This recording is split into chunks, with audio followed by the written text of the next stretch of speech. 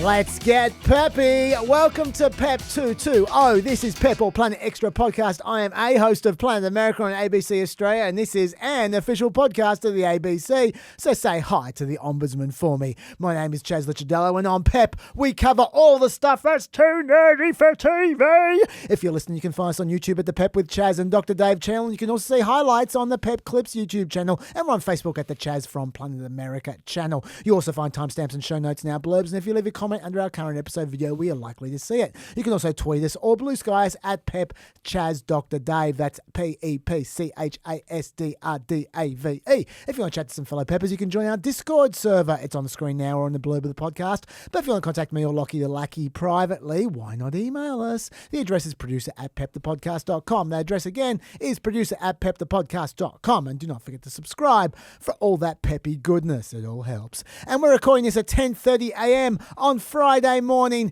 as I turn to the man who will never raise the stakes in inconsequential views. I'm talking, of course, about Dr. Pepper himself, Dr. David Smith. I don't think we've ever recorded this early in the morning before. No. But despite that, my disclaimer remains the same.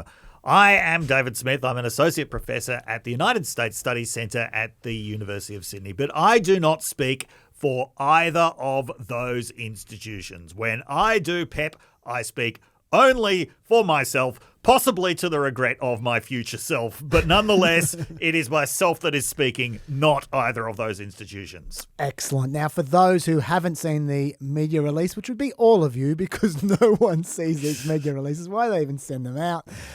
Planet America is moving, the Wednesday Planet America is moving to Monday nights. It does not get more legit than Monday night. It was good. It's very convenient for Media Watch. They can, they only need to wait 5 minutes but before they can with start the critiquing classic lineup of Australian Story, Four Corners, and Media Watch. We are. And let's not even mention the show that you're replacing. They certainly didn't in the media release.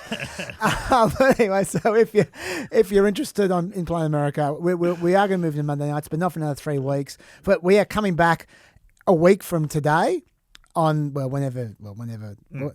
Next Friday. Yep. We won't be having Wednesday shows for the next 3 weeks. We'll just be doing Friday shows, and then we'll start Monday, Friday after that. So just so you know, I will remind you of that over the next 3 weeks.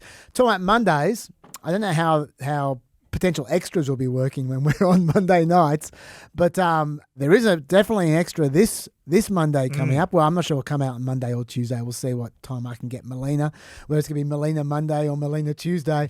But you'll be surprised to hear there's a lot to catch up on while we've been away. There always is. So Dr. Dave and I will start big time on the Big Beautiful Bill, plus a few others today. And then Melina will jump in there we'll talk about Epstein, Paramount, the Texas floods, a bunch of stuff. So if you go, why aren't they talking about that? Just wait for the extra on Monday or Tuesday, whenever it comes out. Dave, what are you grateful for? I am grateful for Carlo Rovelli. So Carlo Rovelli is an Italian physicist who writes extremely accessible and engaging books about quantum physics, especially quantum gravity. And I'm very grateful for this because I would have no chance of understanding this stuff otherwise. In fact, whenever I read Carlo Rovelli's books, I realize that my entire worldview is more than 100 years out of date. So it's from Carlo Rovelli that I've learned things such as the world is not actually infinite. There is no such thing as either infinitely small or infinitely large. The universe has actually got limits.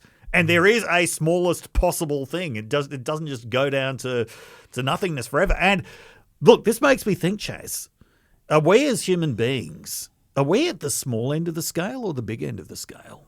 We've got to be at the small end of the scale, sure. Well, that's what I would have Big's thought. pretty big. Big is enormous. Yeah. Right. Okay. But so according to Carlo Rovelli's book, reality is not what it seems. The difference between the smallest possible thing in the entire universe, which is Planck's constant, and the universe, the limits of the known universe, this is 10 to 60 orders of magnitude. Yep. Right.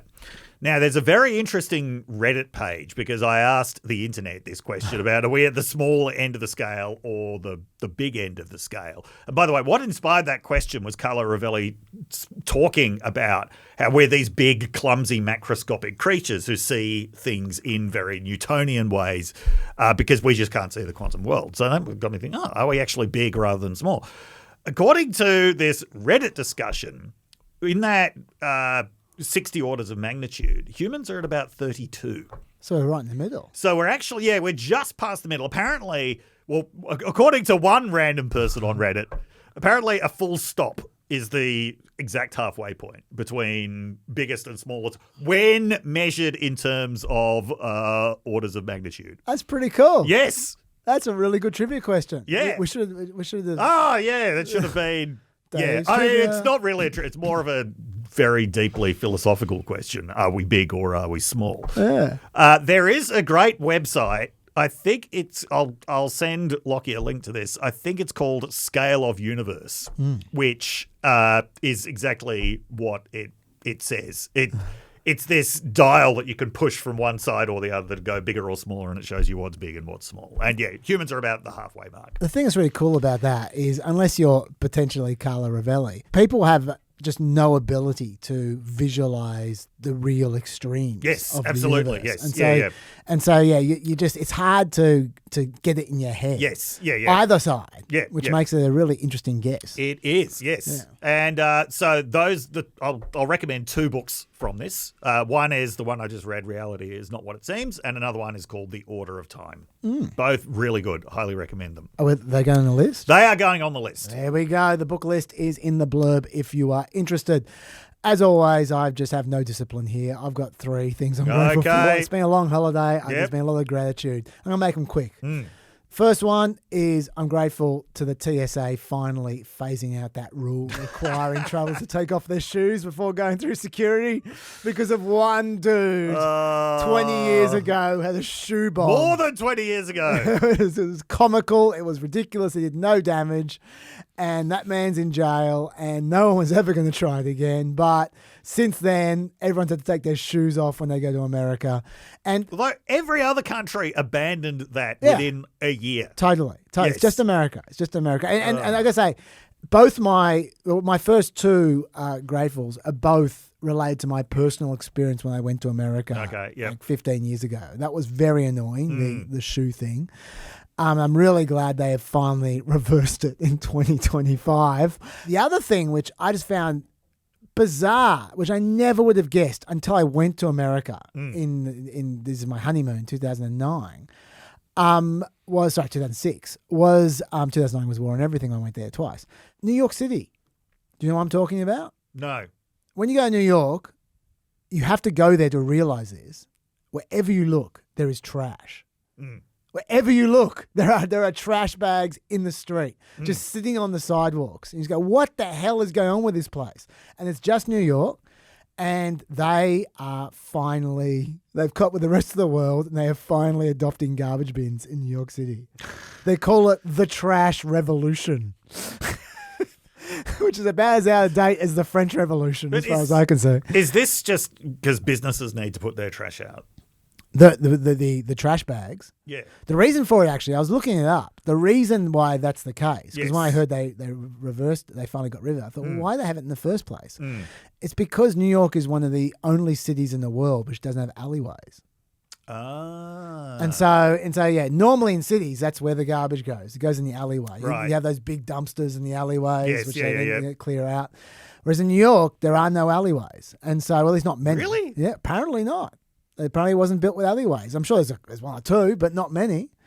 And so there's certainly not enough. And so people need to put their trash in the city out in front of the stores. And number one, I mean, you go, well, why can't you just have a bin outside the store? The main problem is it blocks car parking spaces, spaces. And especially with these narrow roads, it actually blocks sometimes the thoroughfare. Right. But in particular, there was a report done into this in 2023, because you'll be surprised to hear I'm not the first person to notice this. In 2023, I did a report on this, and they said these trash rules are going to displace 150,000 parking spots. How many rats are they going to displace? Well, that's the thing. That is entirely, I think, the point of changing it, because that's part of the odor of New York, part of the rats of New York. I mean, how is the Ratatouille restaurant going to work? I have no idea. That wasn't New York, that was Paris. But anyway. Yep. I'm grateful. New York's not going to stink. Okay. I'm grateful for the trash Excellent. revolution. And the third thing I'm grateful for, I have to be careful here because I don't want to do an ad for any particular organisation. Jared already took care of that. The last PEP, we had to bleep him out. But I went on a holiday to a certain location, which I won't say. I don't want it to be an ad. Yep. But they're not the only place that does this. So this is not an ad because I'm not going to cite one particular location. Yep. Okay. But zoos in general. Yes. Often do accommodation at zoos. And I went to a zoo for my holiday for like three days, 2 nights. Yep. And they were bloody good. And I strongly recommend, if you got a family, especially with, you got a couple of kids who are into animals or whatever. Yep. It costs not much. It really costs so much less than I thought it was going to cost. And it was awesome. I mean, I liked it more than they did. I loved it so much. You just meet so many animals and it's fantastic. So I'm super grateful and exuberant about staying in zoos. I'm grateful for zoos. Good. Yes, I have had animal-focused holidays myself, so very glad to hear that. Yeah, no, it's really good. And if you contact me privately, I'll tell you which one. But I'm not going to do it on the podcast.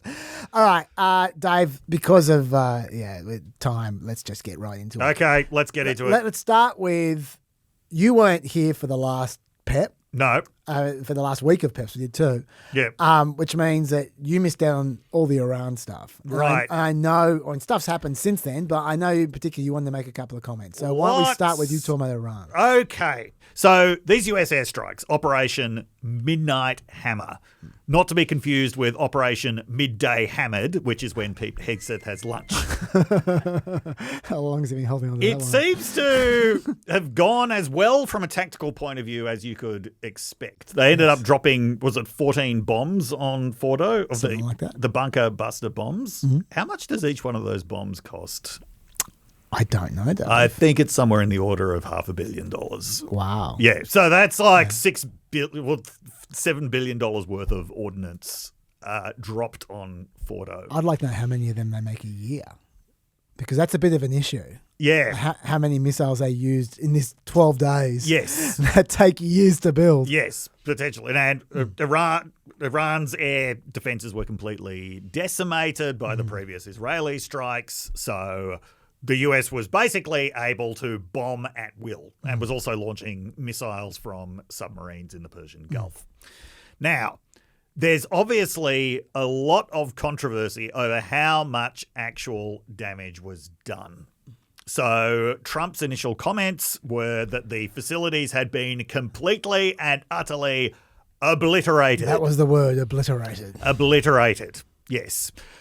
That was undercut a few days later by a leaked intelligence report, albeit one with low confidence from the US, that said that Iran's nuclear program was set back by a matter of months rather than years. Yes. Important to note, these two assessments are not necessarily mutually exclusive. Because when Trump talks about facilities being completely obliterated, at the moment, the US and Israeli intelligence agencies are saying every centrifuge in Fordo was destroyed. Sure. So all 18,000 of them. They're quite delicate. Yes. Things. Yeah. And apparently the bombs went a lot deeper than was expected because they took advantage of air vents in the shafts. So, that would count as obliteration. There was another facility where the satellites seemed to show that there's basically nothing left. But that does not mean the end of the nuclear program or even a delay to the nuclear program that necessarily lasts years. So to give two quotes, one was from Iranian officials that said you can't bomb knowledge. Yep. Another one was from Marco Rubio who said anything can be rebuilt. Yeah.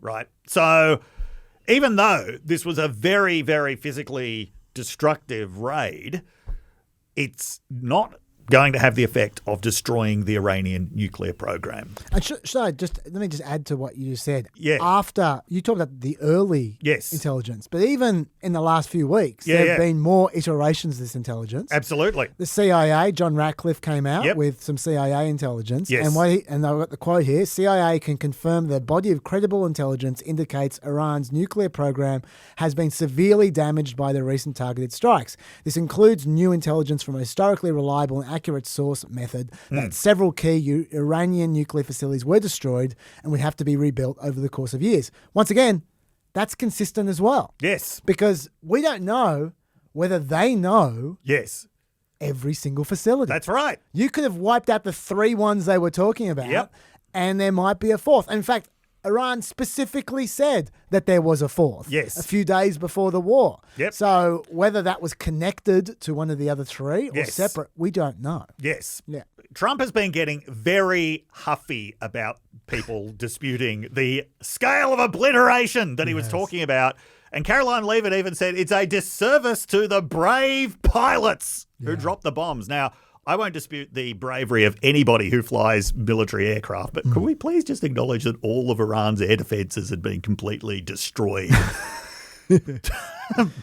before this? Okay. Yeah. Trump also said that it was the equivalent of dropping the Hiroshima and Nagasaki bombs because he says this ended the fighting. They ended the fighting. Reminder that World War II cost 20 to 40 million human lives and what had lasted 6 years, and what Trump calls the 12-day war, well, it killed a lot of people. Like, it killed more than 1,000 Iranians and 28 Israelis, but probably not the same. Why would you want to compare your attack to Hiroshima and Nagasaki? Yeah. Using the Rovelli scale, like there's a few orders of magnitude separating. But also, no one treats Hiroshima and Nagasaki like they're a good thing. Well, I mean, like some people say, many people say it was a necessary thing, but no one says it's a good thing. No one says, that's great. Try and replicate that, please. Trump has got an odd rhetorical relationship with events like that. Yeah. Yes. Often saying they're horrible, but they were great at the same time.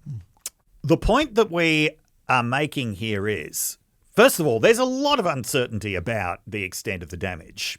Yes. Until you can actually go in there and have a look, you are relying on satellite imagery. You're relying on very clever techniques for finding this stuff out. And you're also relying on whatever sources you can find on the ground. You're relying on the fact that 3/4 of the Iranian bureaucracy is made up of Mossad agents as well.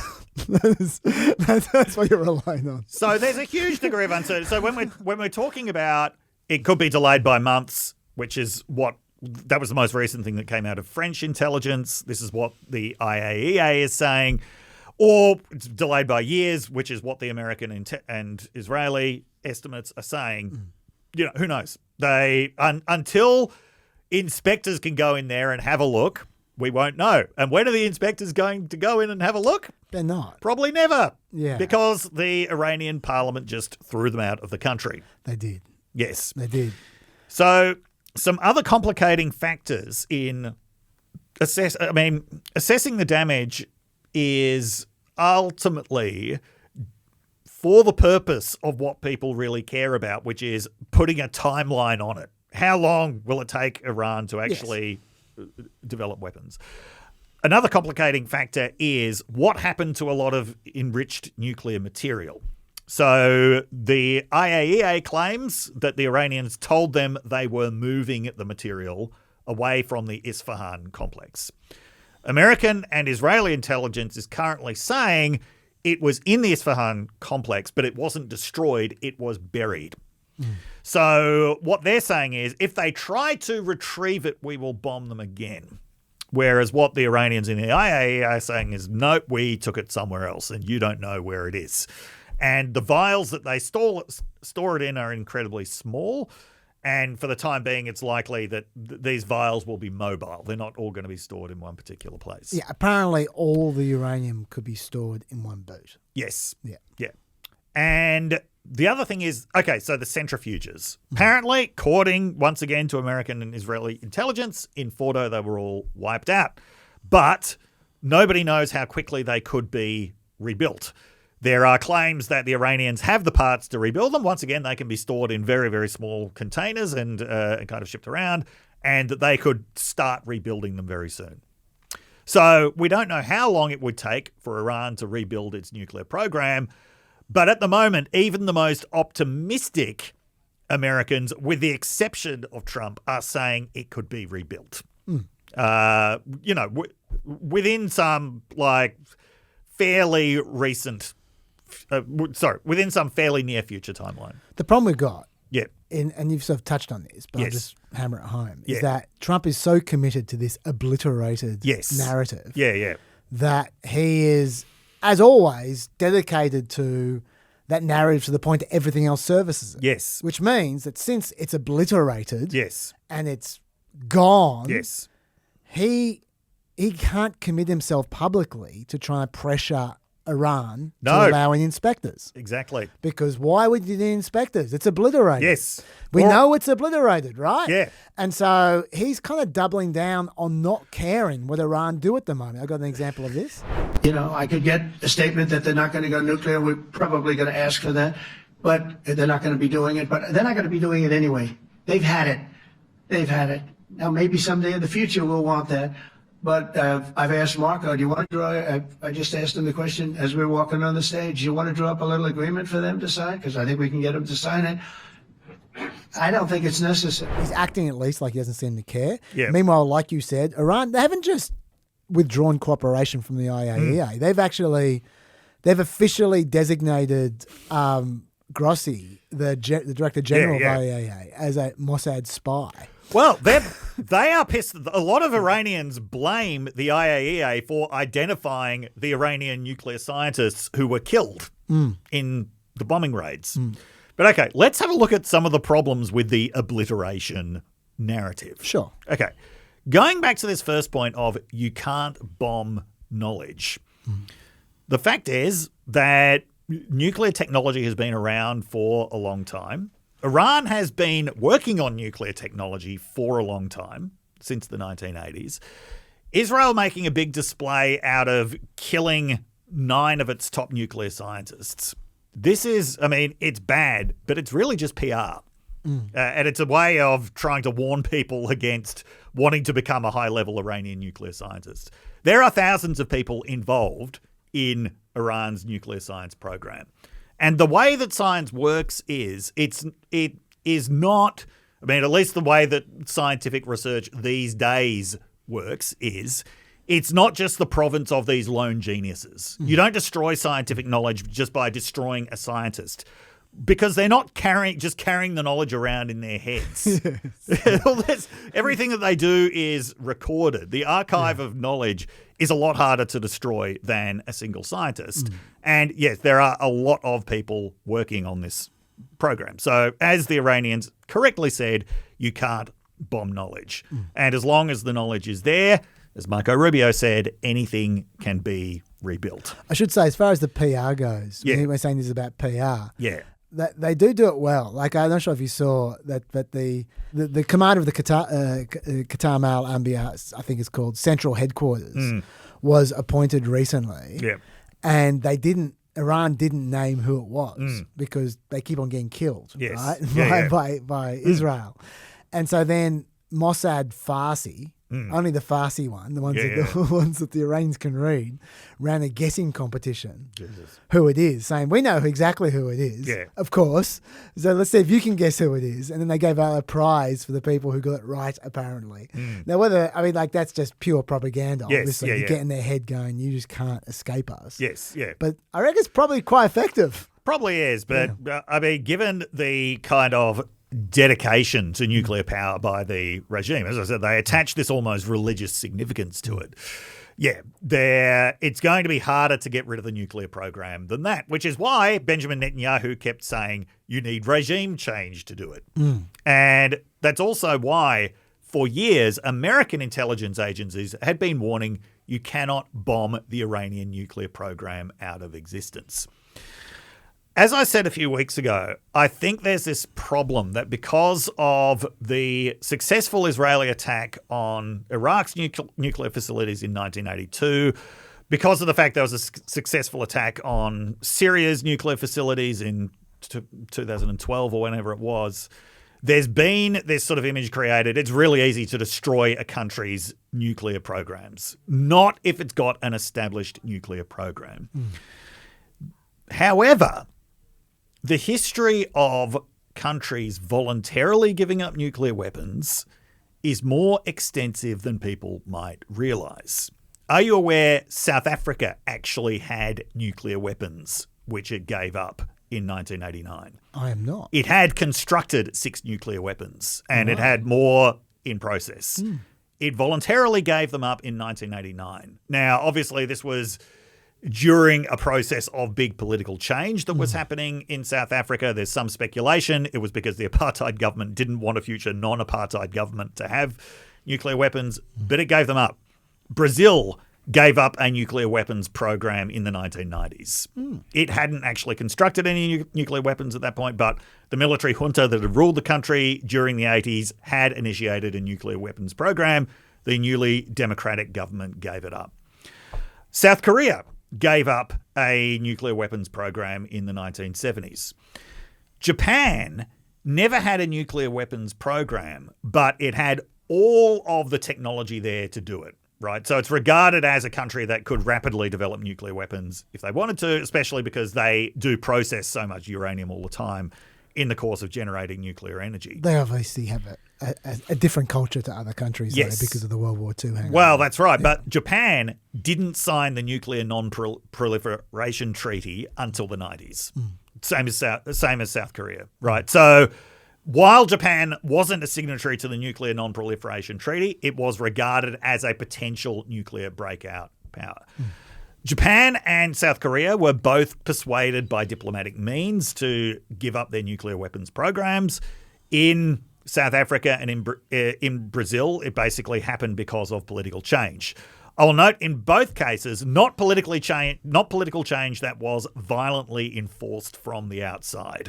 Right. So in both cases, it was democratization from below that was happening.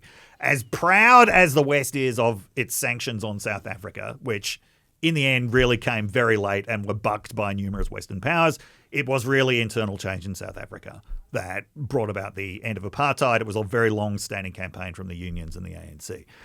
So when you are confronted with the question of how do you actually get a country to give up nuclear weapons, military force has only worked under very limited circumstances on programs that were very early in development. And also Iraq didn't actually give up its nuclear program after that. It gave it up later on, but it didn't give up its nuclear program immediately after the Osiris obliteration. The only successful cases are where countries actually agree to giving it up. Now, that happens under all kinds of circumstances, which you might look at Iran and say the circumstances are definitely not there at the moment. The point is, though, if you ever want this to be a permanent process, that's how you have to do it. It has to happen through agreement in some way. We should say that Israel seem to be of the view that they seem to accept that. Yes. And they just seem to be going, right, well, inverted commas, mow the grass every few years. Fine. Yeah. They seem to, like, it's only Trump who seems to think that you can permanently do it. Obliteration narrative. Okay, so why is he so committed to this other than he has to believe that everything he does is completely successful all the time? But it's also because he wants this to be the end of American military action in Iran. Yeah, his base demands it to be. Yes, his base demands this will be the last thing he does, right? So he has to push this narrative. I accomplished everything with Operation Midnight Hammer. Nothing more needs to be done. I don't think Israel believes this at all. No, they definitely don't. I don't think Benjamin Netanyahu believes. I'm sure that Trump believes it when he says we're not going to undertake any more military action. I'm sure that Benjamin Netanyahu doesn't believe it. And the problem is that Benjamin Netanyahu often seems to be better at predicting Trump's behavior than Trump is. So, yeah. And already they're saying, well, if you try to rebuild, we'll bomb again. So already the door is open to this is not going to be the end of military action. Now, in terms of the sort of other part of this, which was that a lot of that Israeli airstrike action was aimed at trying to bring about regime change. How did that go? The regime's still there, Dave. Regime's still there. Yeah. There were... Well, according to them, they won the war. Yes. Like the Ayatollah. I've got this comment here. You can congratulate the great nation of Iran for its victory over the fake Zionist regime. Despite all that noise and with all those claims, the Zionist regime almost collapsed and was crushed under the blows of the Islamic Republic. United States entered the conflict because they felt if they did not enter, the Zionist regime would be destroyed. However, the Americans did not gain anything in this war. Now, okay, even with all the internet restrictions in Iran, I don't know how many Iranians believe that, but that statement really pissed Trump off. Yes, I have his tweet here. Yeah. What did he say? Can you read it? Yep. Okay, all right. Why would the so-called supreme leader, Ayatollah al-Khamenei of the war-torn country of Iran, say so blatantly and foolishly that he won the war with Israel when he knows his statement is a lie? It is not so. As a man of great faith, he is not supposed to lie. His country was decimated. His 3 evil nuclear sites were obliterated. And I knew exactly where he was sheltered and would not let Israel or the US Armed Forces, by far the greatest and most powerful in the world, terminate his life. I saved him from a very ugly and ignominious death. And he does not have to say, thank you, President Trump. In fact, in the final act of war, I demanded that Israel bring back a very large group of planes which were heading directly to Tehran looking for a big day. Perhaps the final knockout was going to be the biggest attack of the war by far. During the last few days, I was working on the possible removal of sanctions and other things which would have given a much better chance to Iran at a full, fast and complete recovery. The sanctions are biting! But no, instead I get hit with a statement of anger, hatred and disgust and immediately dropped all work on sanction relief and more.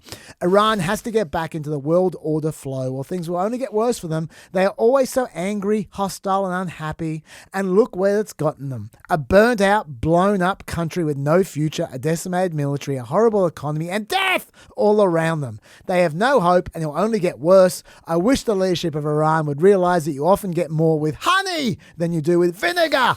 Peace! Dave. Do you remember when social media had word limits? Oh, God. Do you remember how great that was? My voice remembers. Jesus Christ. You can just tell that Trump's like going, hang on, what's this guy doing? Yeah. This is my job. Yes. Ridiculously hyperbolic tweets. Exactly. Do you remember after the This is my 2018 shtick. midterms when he said it was a near total victory for the Republican Party, which had just lost 40 seats in the House of Representatives? Yeah. Anyway, so he's obviously very committed to this obliteration narrative, and he was. Like, initially he was congratulating Iran for the end of the war, saying you have a very bright future. For a few days he was claiming that Iran was... had agreed to give up its nuclear program. They just don't want to go nuclear anymore and wanted to talk to him. Iran has vigorously denied that they want to talk to him at all or are trying to talk to him. That after, though, the Ayatollah's statement, then you had that where Trump sort of claimed that he broke off attempts to negotiate. Iran's foreign minister did go on Tucker Carlson's show and said he was open to dialogue if the Americans were serious about peace. But he's had a significant backlash against that in Iran, especially from the hardline Iranian media. We'll just go on Tucker Carlson. Yeah, well, coming across as soft. Yeah. So at the moment, I think there's a lot of pressure on anyone in Iran who's going to appear soft before the Americans. Now, as we said a few weeks ago, in a country where information is as tightly as controlled as Iran, you never know what the true state of dissent is, right? So when you see all of these anti-Israel and anti-American pro-nuclear demonstrations in Iran, you don't really know to what extent that is reflective of public opinion, if at all. But so far, the evidence does not seem to be that this has pushed the Iranian dissidents towards regime change.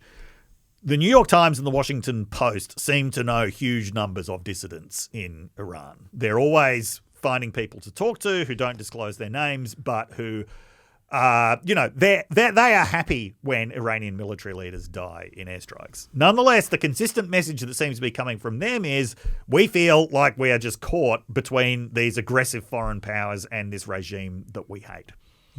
That's not a recipe for regime change, feeling caught in that way. Well, Iran seems to be keeping house as well. They just arrested and presumably are about to execute 700 inverted commas Mossad spies. Yes. So they've used this as an excuse for a massive crackdown. Yeah. One of the things that the IDF did was to bomb Evin prison in Tehran. Now, Evin prison is not just Iran's most notorious prison, it does deserve the title of one of the world's most notorious prisons. This is where the Iranian government tortures and executes dissidents. And Israel bombed it. And their statements about why they bombed it were kind of vague, sort of suggesting that it was a legitimate military target, but also suggesting it was a symbolic thing. Now, you can imagine one of the great moments of the French Revolution was the toppling of the hated Bastille prison. But there's a difference between revolutionaries going in and releasing all of the prisoners from Bastille prison and a hated foreign power bombing the prison from above, causing lots and lots of deaths, killing the inmates of prisoners, including dissidents. Yeah. One of the things that came out in a New York Times report on this was there's this specific facility within Evin prison where they keep trans people, because being trans is completely against the law in Iran. It's estimated 100 of them are dead. That facility was completely obliterated. So not exactly extending a helping hand to the dissidents of Iran by killing them in a prison which they had no chance of escaping. Yeah. My guess would be this has not pushed Iran closer towards regime change, possibly the opposite. Yeah, I suppose, I mean, like, really, after a war situation, which we talked about beforehand, we really do need to weigh up what we said before compared to what's happened afterwards. And you'd have to say that the airstrikes, I mean, they did what they were trying to do. Right? That's fine. But beforehand, we weren't saying that the airstrikes wouldn't do what they were trying to do. What we said was, in the long run, you might be worse off. Yes. Because you might only spur you might convince the regime to pull out of formal processes. Yep. And you might make them double down on actually building the bomb. Yes. And at least so far, I'd have to say the jury is still very much out on that. Yeah. We just don't know. We'll have to revisit this in 2 years or 3 years. Now, bearing in mind, as Tulsi Gabbard said, according to the US intelligence assessments, Iran was not trying to build a bomb. Had not been trying to build a bomb since 2003. It's clear... Tulsi Gabbard, who's she? It's clear Iran... I saw her on the side of a milk carton the other day. She just disappeared. It's clear that as part of its nuclear program, it saw it as very valuable to always be able to hold out the possibility of building one. Right? That is clearly part of the whole picture. But they hadn't. And there was a fatwa prohibiting weapons of mass destruction on religious grounds from Ayatollah Victory, who that does appear to have still been in place. That could change as a result of this. They could actually push Iran towards developing a nuclear weapon. Pushing the inspectors out of Iran, that is a very bad first step. Because one of the benefits of the Joint Comprehensive Plan of Action, which Trump withdrew from in 2018, was actually the fact that it created this level of transparency around the Iranian nuclear program that meant not just the nuclear program itself, but all of its supply chains could be monitored, right? That is now gone. So if Iran does start developing nuclear weapons, it's going to take place well away from the eyes of the world. Israel has claimed that it had new secret intelligence that I think it got in December that Iran was pursuing a nuclear weapon. It still hasn't divulged any details of what that intelligence was or how credible it is. One of the things that the Israeli airstrikes in particular revealed was that Iran was not as militarily powerful as it portrayed itself, and not as militarily powerful as the Western media portrayed it as being either. In fact, it was downright amusing to read reports in American media outlets saying, well, the Iranian military doesn't seem to be as strong as everyone was saying it was. Yes, as strong as you were saying it was. Yeah. Right, because the Western media had its role to play in building up this idea of Iran as this significant military threat to Israel and to other countries around it. Turned out it wasn't. The strikes were very revealing of that. The American strikes also revealed that building something deep under a mountain isn't enough to get it away from American military technology. Okay, so those were two pretty important revelations that make Iran look a lot weaker than it did before. But information was revealed to the other side as well. Iran now has a much better idea of what US and Israeli military capacity actually is, and also of its limits in terms of being able to disrupt the nuclear program. One of the pieces of intelligence that was intercepted and immediately leaked was communication between Iranian military leaders saying that the damage wasn't as bad as they thought it would be. Now, that could all be just be smoke, but nonetheless, intelligence was revealed on both sides, right? This attack was not completely costless to the United States and Israel. They really shot their shot at the nuclear program, and they didn't destroy it. I can also point out as well, I mean, that Trump's we'll go in there and bomb them again if we need to. But they still have a missile problem, which I described before. The fact that they used at least 39 THAAD interceptors. Yes. America, that is. Yeah. That's the Terminal High Altitude Area Defense Interceptors. Yep. America produced only 12 of them in 2025. And they used 39 in 12 days. Yeah. They expect to be, they're upping their production in 2026. They're going to make 32. Yeah. It's like, so they're valuable. Yeah. And they just don't want a round two just now. Like we're not going to talk about Ukraine now. I don't know if I'm going to talk about Ukraine with Melina or if I'll talk about this to you next Friday. But they've just gone through a whole saga where Hegseth withdrew defenses that they were sending to Ukraine because they just done an audit and they said, well, we're a bit short. Now I think he might have been over-egging that a little bit, but they certainly aren't overflowing with missiles at the moment. They would prefer to not have a round two anytime soon. So that is a factor as well, as much as Trump wouldn't want to say that. Yes. Especially given they want to keep a couple of these in case China goes into Taiwan. They never know when that's going to happen, you know? So it's just...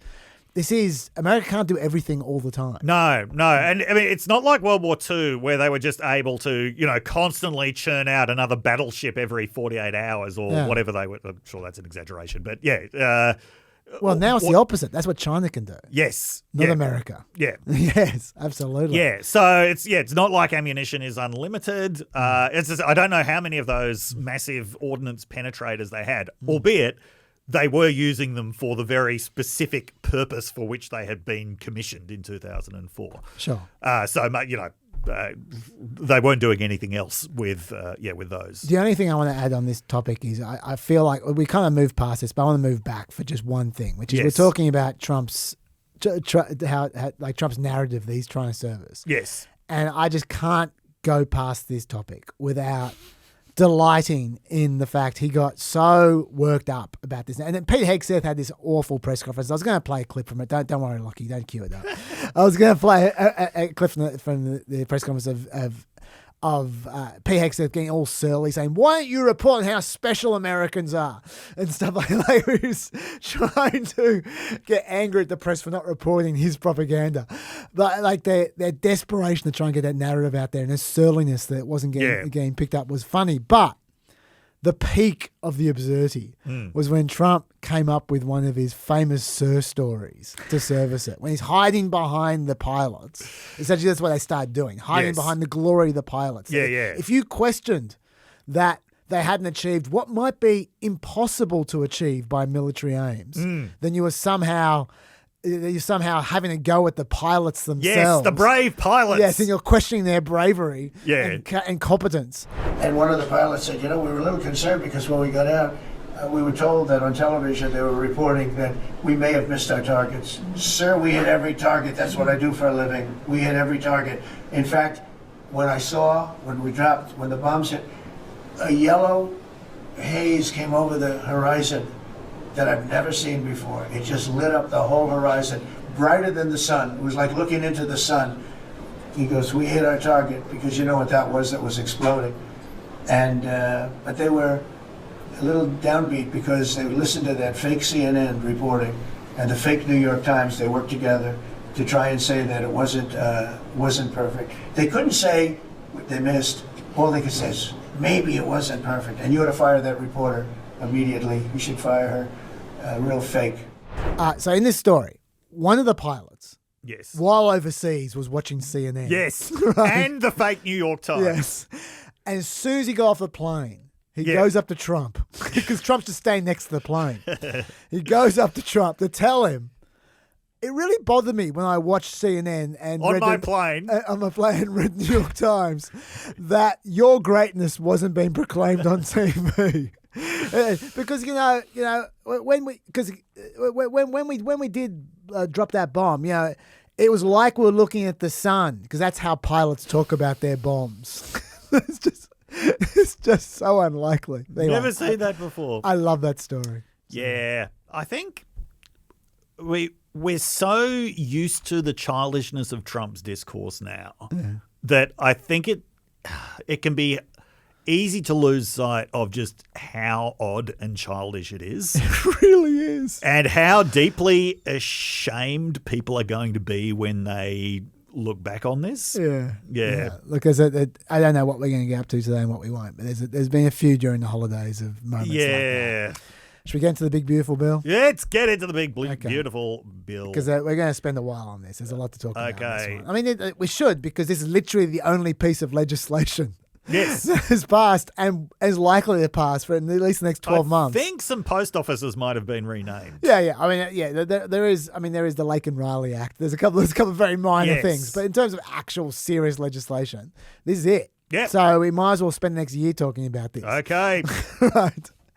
First of all, I'm going to give you just the what's in it, just pure numbers, and then we'll go into the analysis. Mm-hmm. Right. Okay. So, $4.5 trillion of tax cuts over the decade. Most of them permanent.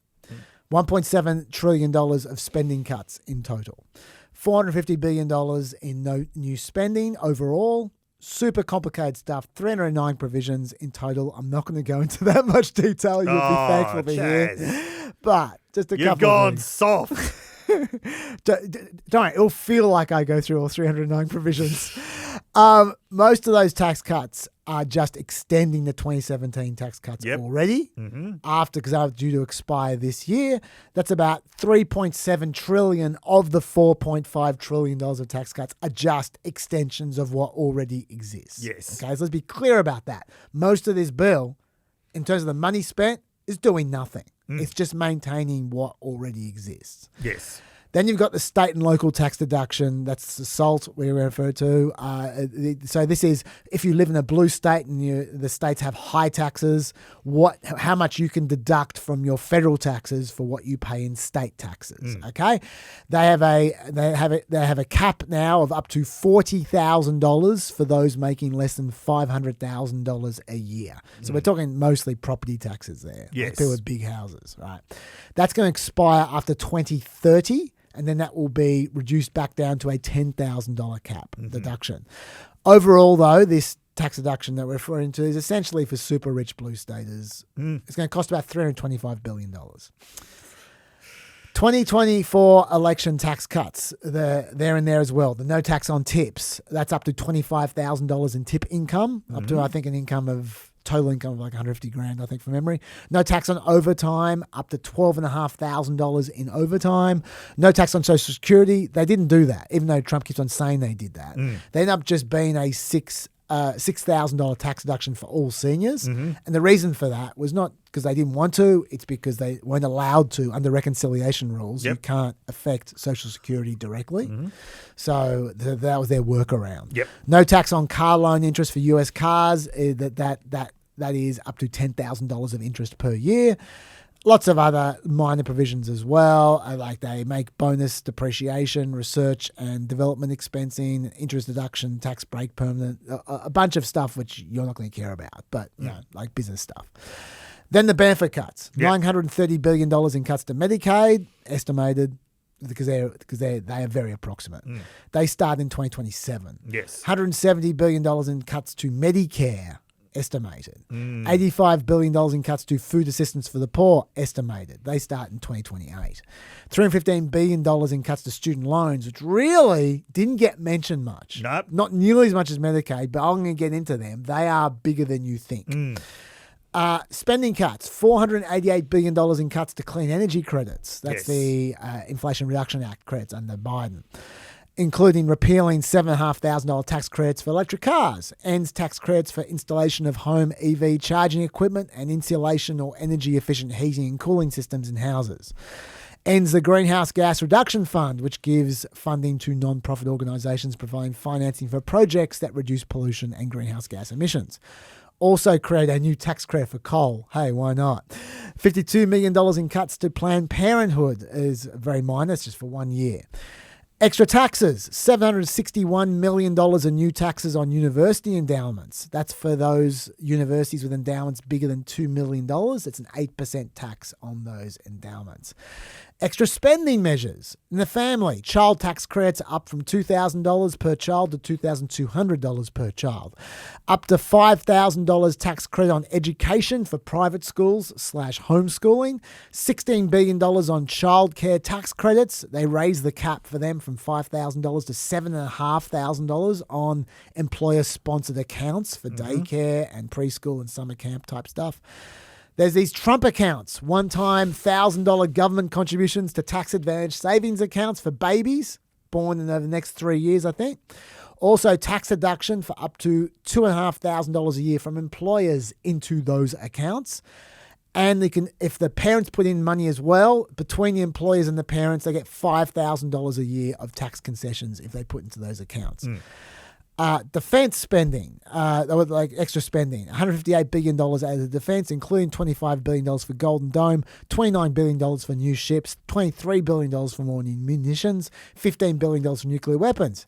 Immigration spending, $172 billion added to immigration enforcement in total, including $45 billion to ICE for new immigration jails. That's 13 times the current budget for immigration jails. 62% per year larger, that budget, than the entire federal prison system. $46 billion for a wall and $10 billion for states to build a wall. So $46 billion for the feds and $10 billion for the states, so $56 in total. $14.5 billion more for enforcement and removal actions, which is 19 times the current budget for enforcement and removal actions. So that's a lot of enforcement and removal actions. And $8 billion more for hiring and retaining ICE officers. Then you got some miscellaneous stuff. $10 billion to go to Mars, $40 million for Trump's National Garden of Heroes. And let's not forget, lifting the debt ceiling by $5 trillion, Dave. Well, that's quite a compendium of things. Let's start with the tax stuff. Okay. So bearing in mind, the 2017 tax cuts were, I'm not exaggerating, the only major piece of legislation from Trump's first term.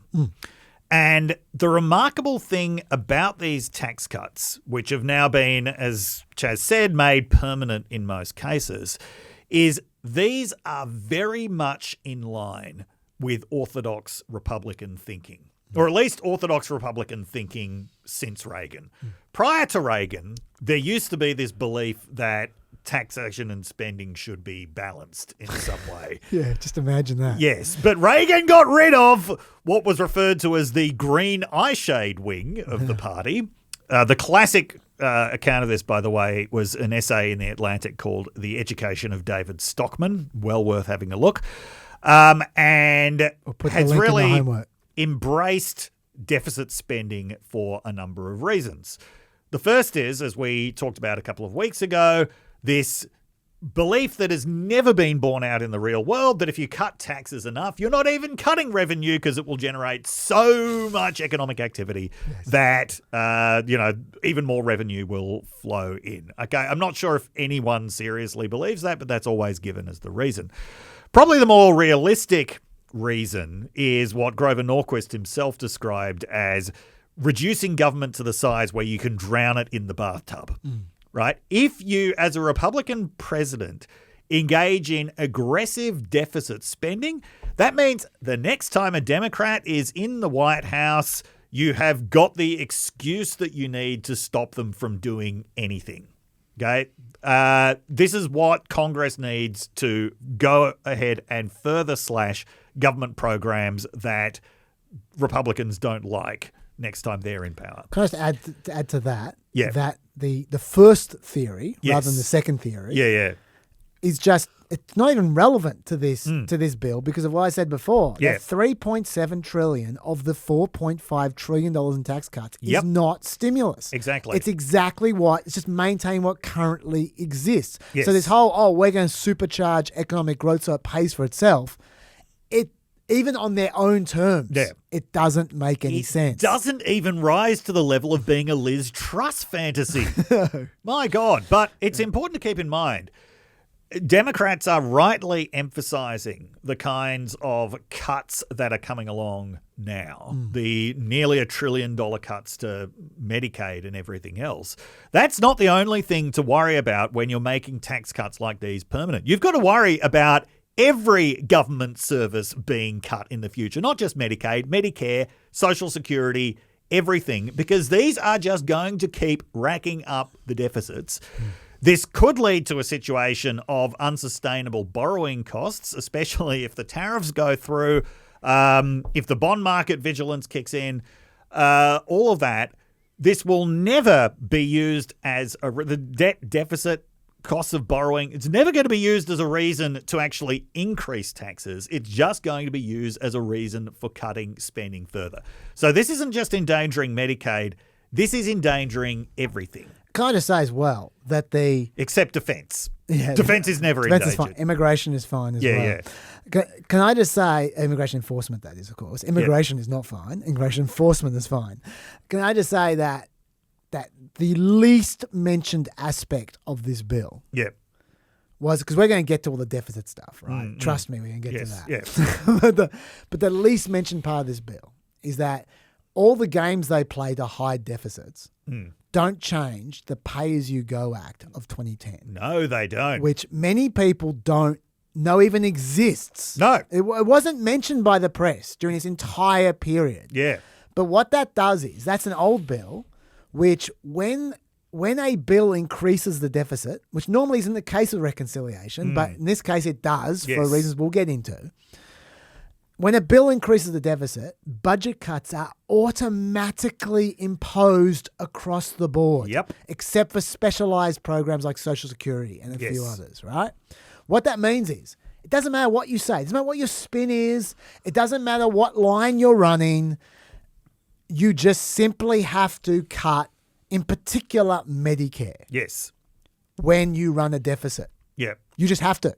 Like when you run a deficit from a bill, from a new bill. Yeah.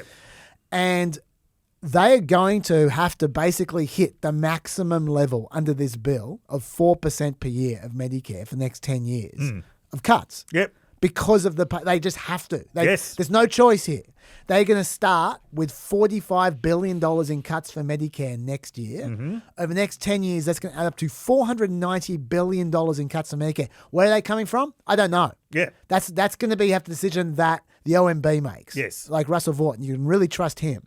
But I assume it's coming from the poor. Last I heard of Russell Vought, he was criticising the refurbishment of the Federal Reserve Office. Yeah. Yeah. So he's going to be deciding where this money comes from. But $490 billion over the next 10 years is coming out of Medicare because of this bill. Yes. that is unavoidable.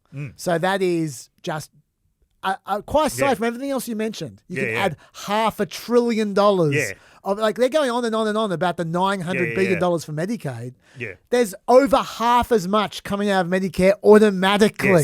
Yes. Yeah. So we really should emphasize that, which I just did. And that's just the next 10 years. Yeah. Okay. And before we get more into the quantum foam of this bill, I just want to make another big picture point, which is how little there is in there for the populists. Now, long-term peppers will know about my troubled relationship with the concept of Trump being a populist, in that I keep saying he's not, and then in print I keep referring to him as one. You're just going to have to live with this contradiction. Sorry. There are a lot of populist things about him, but there are a lot of things about him that are not very populist at all. One of the things that is not very populist is these pieces of major legislation that are his signatures. Apart from the tax exemption on tips and overtime, which, even though the consequences might not be so great for his working class constituents. Among other things, the no tax on tips could encourage people to tip less, and it could encourage employers to pay less. But also, the biggest thing, and once again, this never gets mentioned. Yep. But there is a massive, massive, massive tax deduction before you pay taxes in America. Yes. A massive tax deduction. The poor people, they never get past that. Yes. Right? Which means, unless you are relatively like middle class or upper middle class, you are not raising enough income from your tips to have to pay any tax at all. Exactly. The only people who this is going to help are the upper middle class. Yes. The people who are really cleaning up. Because Yes. there aren't a lot of them out of waiters. It's also going to help the upper middle class because they'll think, well, I don't need to tip as much anymore. Yeah. Yeah. And it'll help employers who can use this as an excuse not, to pay less or not to increase pay. So, but even that's the only thing in there that is for the supposed multiracial working class coalition that the Republican Party is putting together. This is what Josh Hawley was whining about for a while until he got pacified and then declared victory. What's really remarkable about this is this makes almost no nod at all to the idea that Trump is in some way committed to helping working people. There is basically nothing for working people in here. What there is a huge amount for economic elites, whether they're corporations or they're rich people. I think about this as well, as this is not something we're dealing with this week. We can deal with it next week. But looking at some of Trump's latest moves when he's negotiating tariffs or pretending to negotiate tariffs. So he made a big deal out of getting Canada to drop its digital service tax. We are now in Australia contemplating the possibility that the US might be demanding that we dismantle the pharmaceutical benefits scheme or face what would effectively be an embargo on Australian pharmaceuticals to the US, a 200% tariff. The American pharmaceutical industry for a long time has complained that Australia and other countries, because governments forcibly negotiate the price of drugs down, that this is an unfair trading practice. Now, when Trump makes these moves, he's like, American companies have been discriminated against and we're not going to take it anymore. Let's just back up a second. Among Trump's own constituents, would there be any two industries more unpopular than big tech and big pharma? Good call. Like, what would Americans say to something like a pharmaceutical benefits scheme, which would basically be Medicare for all? I think they'd like that. I think they'd like it. Yes. Do you think Americans would go, oh my God, that's horrible, if something like a digital service tax was imposed on the most profitable big tech companies in America that are actively engaged in making people's lives worse? I think that 3 years ago, 1 year ago, they would have campaigned for that. Yes. Yes. Josh Hawley wrote a book called The Tyranny of Big Tech. Yes. Yeah, the point is none of this looks very populist. This is all just funneling money to elites. Yeah. And very much within the kind of bounds of Republican orthodoxy. So None of this looks fair. As much as Trump is starting to openly swear, which apparently doesn't get bleeped on the ABC. No. Which that's a bit. We don't either. That's a bit populist. You missed that. Okay. We're not getting bleeped. Okay. So there we go. So, Good. So try and push your luck. Because this is all about you, mate, not me. Well, I'm not gratuitously pushing my luck. But, okay, so Trump's, he's swearing more. That's a bit populist. That's as Ben Moffat called the performance of bad manners. But he's also complaining about not getting a Nobel Peace Prize. Yes. That's not very populist.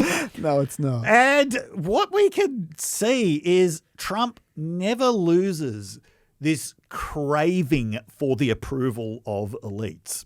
He's constantly angry because he's constantly not getting it, but he never loses the craving for it. Yeah. Yeah. And, I mean, unlike also most populists, they talk about the wisdom of the common people. Trump doesn't talk about the wisdom of the common people. He talks about his own genius. Well, he does talk about the stupidity of the non-common people. He does. He does, which is a bit populist. Yeah. But there's no kind of positive side to this populism. But anyway, this piece of legislation, definitely not populist. Okay, now I'm going to take a little detour. Yep. And then we'll let's go bit by bit. Okay. Breaking this down. Okay, the detour is to just, because we should mention it somewhere, Yep. the main changes under the Senate bill. Okay. Because then the House just swallowed them up completely. Yep. Okay, so you had the original House bill, then the Senate bill came along. First of all, according to the CBO, they add nearly $1 trillion more to the debt over 10 years than the House's version. That's the first thing. That's pretty significant. Yep. Tax-wise, pretty similar. Yep. Not too different.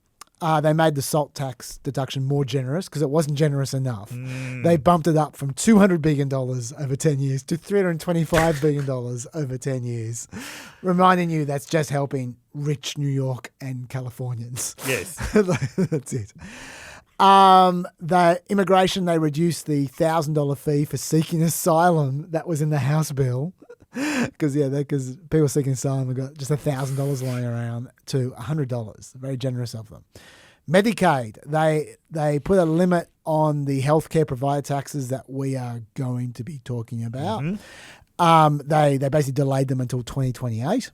Yep. Even then, there's going to be a gradual drawdown of the provider taxes, which just hold that thought. I'll explain them. Yes. So the policy won't fully enter until 2032. They also include a $50 billion rural hospital stabilisation fund to compensate for the Medicare restrictions. Yes. Spoiler, they're not going to compensate for Medicaid restrictions, but whatever. That's been inserted by the Senate. Well, actually, it's inserted by Lisa Murkowski. We'll get to that as well. Yes.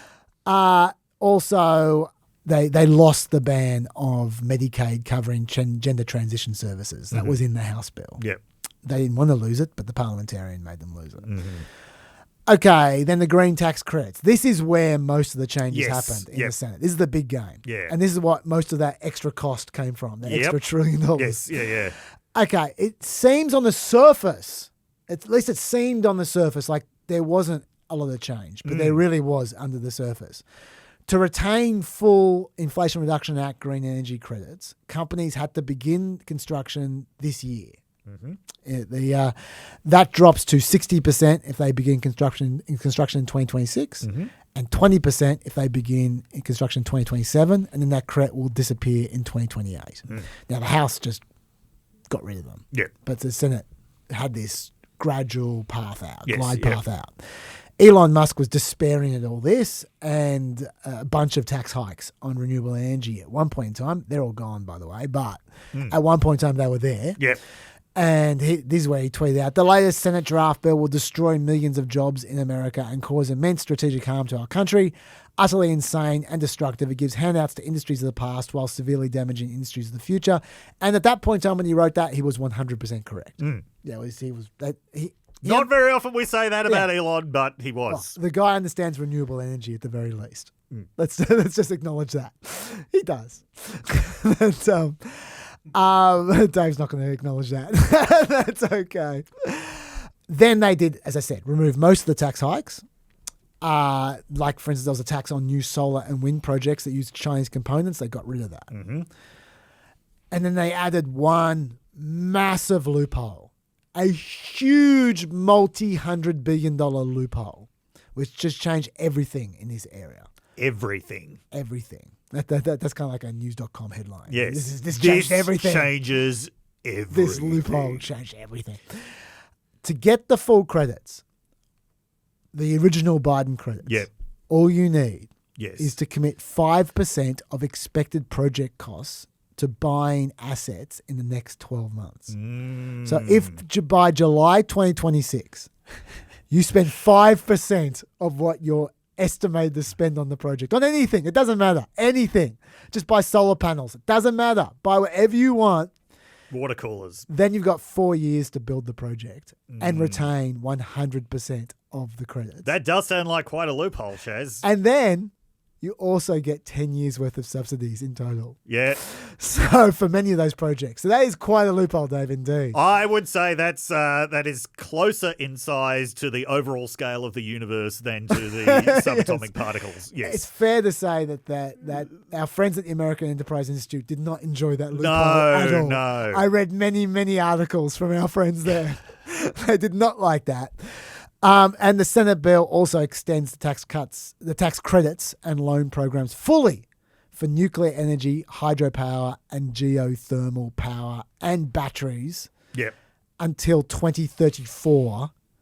They'll start phasing them out to 2036. So that's also quite a difference from the House bill. That is. So that is where you get your $1 trillion of extra spending on Yes. and the green credits, which makes a huge difference if you're worried about the environment. Yes. Okay.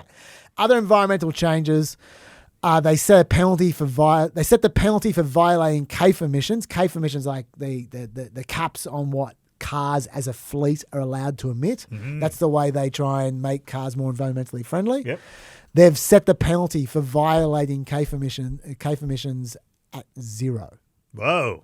So car companies can do whatever they like, and they cannot get penalised, even though they break the CAFE emission standards. Now, car companies are not going to do that because they know that in 3 years' time there's likely to be a Democratic administration that will just reverse that immediately, and then they're going to get fined if they don't. Yes. So I actually don't think that's going to make much of a difference, but they're doing their best. Yeah. But, the Postal Service does not have to scrap its 7,200 electric vehicles that it was going to purchase as well, which the House wanted them to scrap. So they have plans to purchase 66,000 electric vehicles by 2028, and those plans now continue thanks to the Senate. They also stopped offshore oil and gas projects automatically skipping federal environmental review processes, which is an interesting thing that the House put in there. And they stopped companies being able to pay to opt out of environmental review of their medium and heavy duty vehicles. So some more interesting changes made by the House. So look, the Senate got a lot of criticism. Yeah. Environmentalists should be on their knees. Honestly, they made this bill way greener than it was when they got it. Yeah. Okay, so all of those things were making it more green. Yes. Yeah. Right, so let's just acknowledge that. Then there was miscellaneous stuff, like they ruled out the provision deregulating gun silencers and certain firearms. They adjusted the child tax credit. They made it slightly skimpier. The House raised it from $2,000 to $2,500. They put it back to $2,200. They stripped the AI provision that we talked about a few weeks back. The one that would block states from passing and enforcing laws on artificial intelligence the next 10 years. Yeah, this one was really something. Yeah, the vote in the end was 99 to 1. 99 to 1. Do you know who the one was? Oh, it was Tom Tillis. Yeah, it was Tom Tillis. I don't know what's going on there. Yeah, but even Ted Cruz ended up voting against it, and he'd been the most vocal sponsor. Yeah.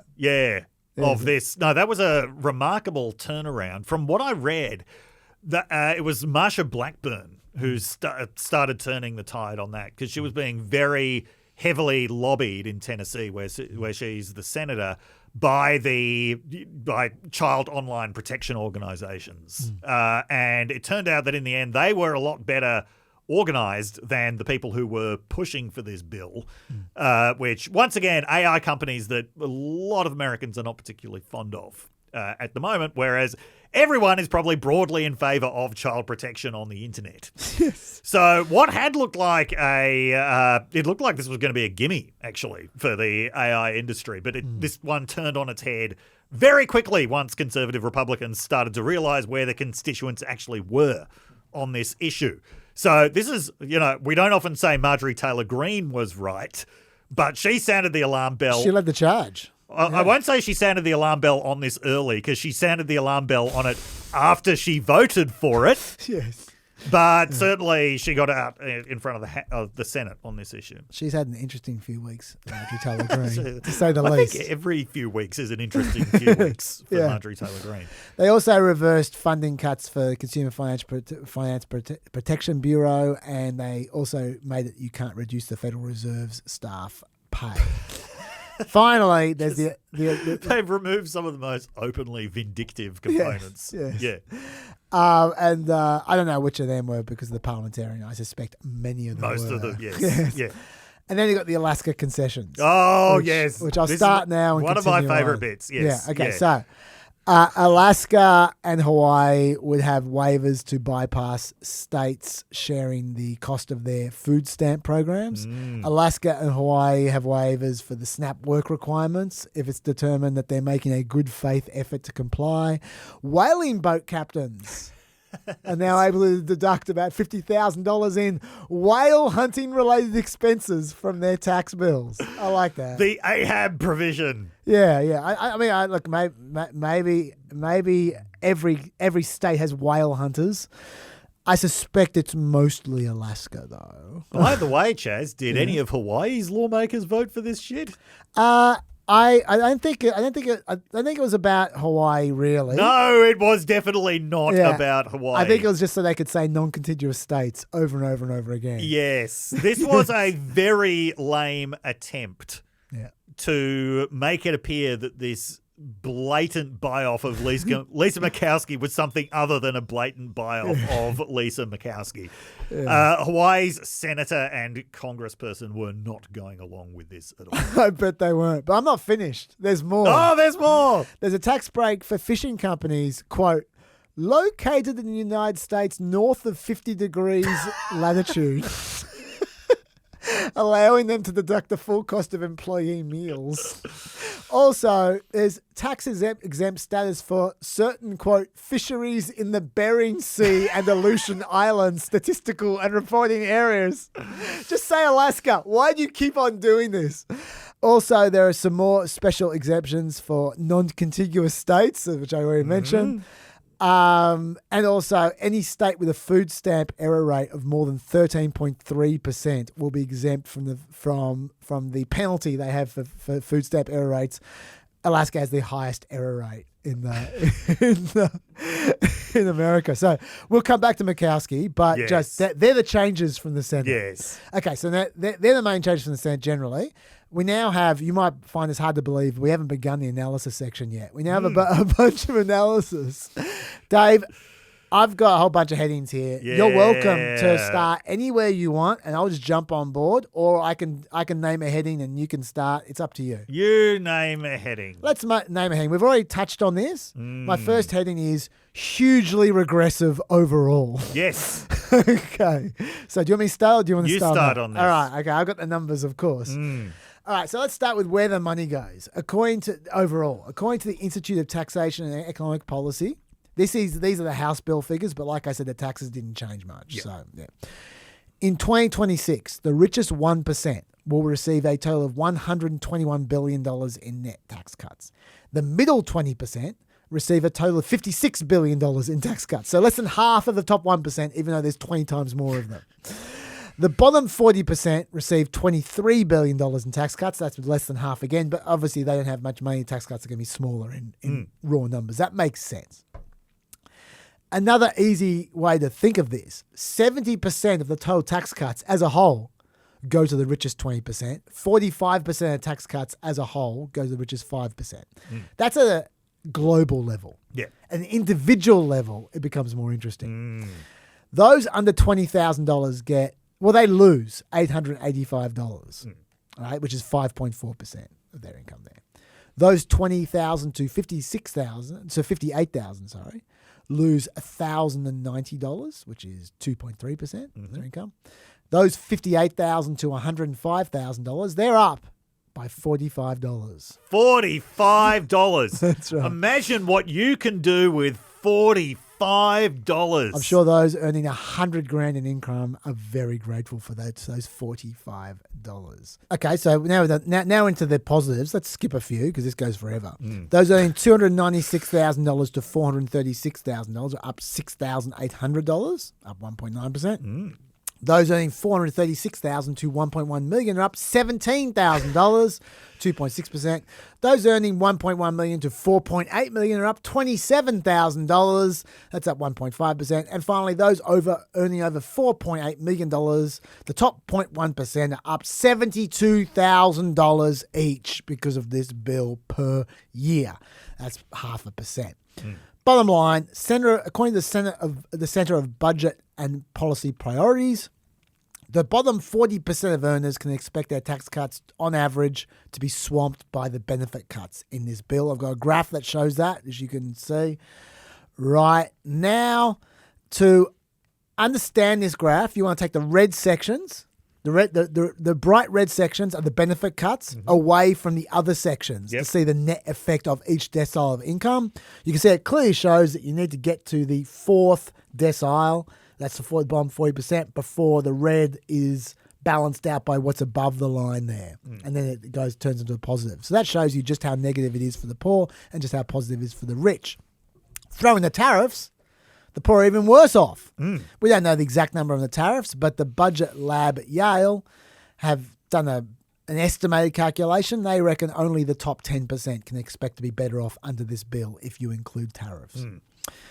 Weirdly, this bill only helps a small number of people. Hurts a lot more. Yeah. But it blows a massive hole in the deficit anyway. Yes. Strangely.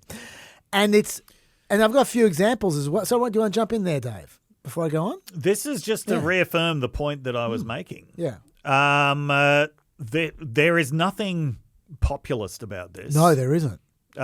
This is very much in line with Republican orthodoxy, but not making any attempt to consolidate this political coalition that Trump is supposedly building. Now, that kind of new political coalition, it's been massively over-exaggerated when people look at the 2024 election results. But nonetheless, the potential was possibly there. This piece of legislation doesn't do anything for that. No, it doesn't. It really is very concentrated among traditional Republican constituencies, many of whom are not Republican anymore. Yeah. Yeah, and the fig leaf to the populists that you mentioned before, no tax on tips, no tax on overtime. Yeah. Like I said, they're not helping the poor anyway. But even if they did, they're the only non-permanent tax cuts. Yes. Like all those other tax cuts are permanent. Yeah. No tax on tips, no tax on overtime expires in 2028. Yes. So that says it all. So for instance, New York Republican and massive childhood Michael Jackson fan. Don't forget that. The man can moonwalk. Mike Lawler, he literally can moonwalk. Oh, I've forgotten about him. Yeah. He was asked about this choice. We can actually reduce spending and bring down the cost of living for Americans. This is a big win for Americans across the country. You look at the tax provisions, the doubling of the standard deduction, the enhanced child tax credit, no tax on tips, no tax on overtime. You see... those will expire in 2028, correct? Those provisions specifically? Sure, within the tax code, but that's normal. The tax code has always had expiration dates on many provisions. We come back and keep working towards it. And AOC was right onto this one. She tweeted in response to that clip. It's not normal. Lawler voted to make the tax breaks on billionaires permanent while making the no tax on tips just for those making less than $25,000 expire in just 3 years. He's also kicked tipped employees off Medicaid, ACA, that's Obamacare, and clawing back their SNAP, that's food stamps. So she's right. That is not populist. That is definitely not populist. No. And I've got two examples I wanted to, so it's two case studies I wanted to point out to people because neither of them have gotten much coverage. One is the pass-through tax deduction, which we talked a lot about in 2017. Not so much this time around, even though it's back. They've made it permanent, the pass-through tax deduction. What is the pass-through tax deduction? This is a 20% deduction on all business income that passes through from a company to an individual. The theory is this is how small business owners pay tax. And so it allows them to pay effectively the same as company tax instead of income tax on what they earn. Yep. Yeah, they're small business owners. Let's look after them. That's the theory. Now, in reality, that's true. That is small business owners. Most pass-throughs are small businesses. But that's not where the money is being spent with this tax cut. It is not. Most of the money saved here is by the super rich because they also do this. In 2011, 70% of all pass-through income went to the top 1%, and it's gotten significantly worse since then, since they put a tax break in there. We don't have the latest numbers, though. As an aside, it's also had Donald Trump pays his tax. So there is that. Well, when he chooses to pay his tax. Just to be clear as well, there's no social economic benefit to pass-through taxes. None. At all. A 2021 MBER study found the 2017 pass-through deduction did not increase capital investment, did not increase wages, did not increase employment. And that pass-through tax cut I just talked about, $737 billion over the next 10 years going to rich people, essentially. And it's going to last forever. So there you go. Next one, estate tax, which is my favorite tax. If when people ask me, because I go on about taxes a lot, they go, what taxes? How you say that we got to raise taxes? What taxes should we raise? Estate tax, estate tax, estate tax. Every tax out there gives you less of what you. That's the economic theory, right? Yeah. When you charge a tax, you get less of that, and most things. You got to charge taxes somewhere. Yes, right? yeah. So you try and pick the things where you go, okay, we can afford to have a little less of that, a little less of that, whatever. Estate tax is one of the very few taxes where there's literally nothing negative. Yes. Like this is a tax on inheritances. Yeah. Who gives a shit if some rich kid gets $10 billion instead of $30 billion? Just to spell out the economic logic a bit further. You know, if you put a tariff on something, people are going to stop spending on that good. You put a tax on inheritance, people are not going to stop dying. No, they're not. In order to avoid that tax. And also, then people say, people are going to work less hard because they like to hand that onto their children. That's crap. People work hard to pay for their life right now. And they're still handing stuff over to their kids. It's not like the estate tax is 100%. Yeah. But you take a big slice of it because it's just free money. Yes. That's literally free money. And like most socialism, this is free money. Take it. Right. Anyway.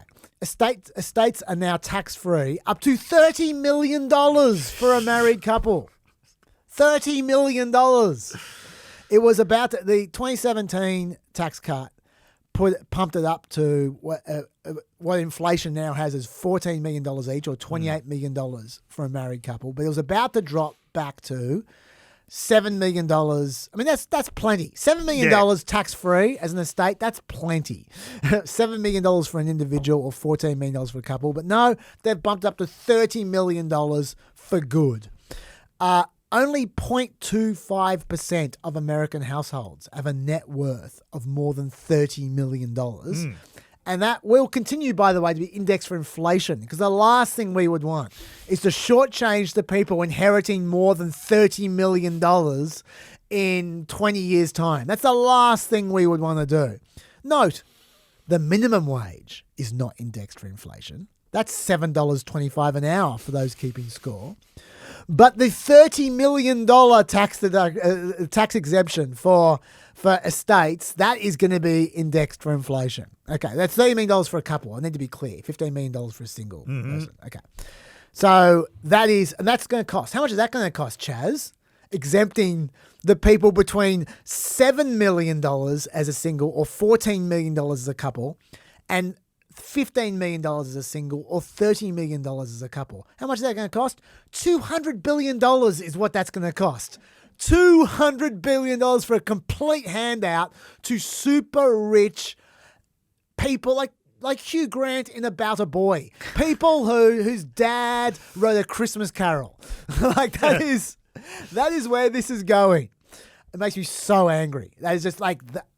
Dave, I know I'm jumping ahead a bit here, but I can't emphasize how much the next 4 years, not this 4 years, but Yep. the next administration, it's going to be about Social Security and Medicare going bankrupt. Yes. That is going to be happening in the next administration. The whole next administration is going to be dedicated to trying to find ways to save money. And they are pissing away $200 billion to these super rich inheritances for no reason whatsoever. It makes you so angry. So anyway, not populist. No.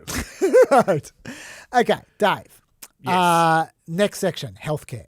Health. Do you want to start talking about Medicaid or do you want me to start talking You about start Medicaid? talking about Medicaid. Okay, all right. About 11.8 million people are estimated to lose their health insurance coverage over the next decade. At the same time as that's happening, Obamacare subsidies are about to be reduced because they aren't being extended. Unlike the tax cuts, Obamacare subsidies are not being extended, which means middle-class people are not going to get, and the poor who want to pay for their health insurance are not going to get subsidies for the health insurance. It's going to be too expensive for many people. And so they will drop their insurance at the same time. You add them up together, it's estimated about 17 million more people might end up without health insurance in 10 years' time as a result of all of those things put together. Now, there are two ways how this might happen. One is, just be clear, no one is going, oh, we're just going to cut, the federal government's just going to cut your Medicaid. That's not going to happen. And the federal government keeps on saying, we're not going to do that. That's true. They're not going to do that. Let's say how they're going to do it. Work requirements. It adds an 80-hour per month work requirement for adults without children 14 or under or disabilities. They're going to have twice yearly eligibility checks instead of once yearly eligibility checks. Now, to be clear, the 11.8 million people we're saying will drop out as part of that. That's not entirely because of this. That's just one of two ways. But the people who drop out, let's say 3 or 4 million, I think is the estimate, are going to drop out as a result. 4.8 million, are likely to drop out because of this. They're not dropping out because they can't be bothered working. Many of them are going to be workers. Yes. But the fact is, these are not work requirements. These are work reporting requirements. Yes. Reporting is the difficult bit, right? These are projections. Each state will implement the work requirements in the way they want to. If they want to be generous, no one will drop out. No. Like if they want to make it so like it should be, so that the state actually basically almost automatically ticks off that you're working when you're working or something, so you don't need to do anything. Then I wouldn't have a problem with that necessarily. I mean, look, I don't think you should let people die because they don't have a job. But leaving aside that, the theory here, I don't think is so bad if the state government makes it very easy for them to get Medicaid as long as while they're working. But that's not what they're doing. No, it's not. They're making you jump through hoops. Some states are going to be particularly bad. So it might be more, it might be less than 4.8 million people. We don't know. It's a state-by-state basis.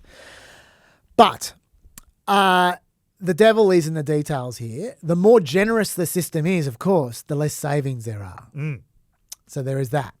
Republicans say this isn't a big deal. It's not that hard to fill out paperwork. In fact, Scott Bessent says it's downright insulting to suggest they can't fill out their paperwork. It is a group of Democrats who unfortunately seem to think that poor people are stupid. I don't think poor people are stupid. I think they have agency, and I think to have them register twice a year for these benefits, that it is not a burden. But these people who want to infantilize the poor and those who need these Medicaid benefits are alarmist. No one's saying the poor are stupid. What they're saying is the states are financially incentivized to make this as hard as possible. Absolutely. And so not every state's going to do that. Like California might not, but I bet Oklahoma will. Yes. Right? And so it's not about being stupid. It's about not being an accountant, which is what you're going to need to do to jump through these hoops. Just remember as well how many states, especially red states, have balanced budget amendments, right, in their state constitutions. That is a constitutional requirement that they have to balance their state budgets every year. This bill makes it far more difficult for them to balance their budgets. It is trying to incentivize states to kick people off the rolls. In fact, it's been openly stated as an intention that they want states to kick illegal immigrants off the rolls. That's one of the very punitive things about it. But certainly it is red states that are going to find this the hardest to deal with. So they will be the ones that are most incentivized to find ways to kick people off. And to be clear, there are only 4.3 million people on Medicaid who are working age, able-bodied, and don't have jobs. 4.3 million. Yeah. They to save what they want to save, they need 12 million. Yeah. Right. So by definition, they are budgeting for twice as many people to be knocked off the rolls. Yes. As the people who actually don't have jobs. And one of the things that's interesting about this provision, I mean, interesting in a horrible way, most of the bad stuff, most of the bad spending cuts in the One Big Beautiful Bill don't take place until 2028. Yeah. They don't take place until after the midterm elections. That's right. This one's actually potentially beginning this year, the Medicaid work requirements. I didn't even know that. I thought that wasn't starting until 2027. No, I think I'm not sure. Maybe I'm misrecalling a table that I saw about this. Lockie, could you have a look? Yeah. I seem to remember this provision actually kicking in earlier. Okay. And what's a bit sinister about that is that they're prepared to do this to the least politically powerful people in the country. Absolutely. Yeah. Work requirements could go into effect by 2027. Those states could request a delay up until 2028. Oh, okay. There you go. 2027. I'm wrong about that. But that's kind of the point, though, isn't Yes. it? Yeah. They're saving the bad stuff till after the midterms, which Yes. we will get to. Yeah. But when you talk about the disadvantaging the poor, that's a very important point. Yeah. Because take a guess what the median cost of those 4.3 million people.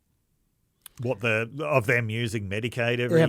Yeah, them using Medicaid. What was their median health cost under that Medicaid pays for out of the 4.3 million people who don't have jobs, who are working age, don't have kids? My guess is it's less than $1,000 a year. It is $142 a year. There you go. Right, okay.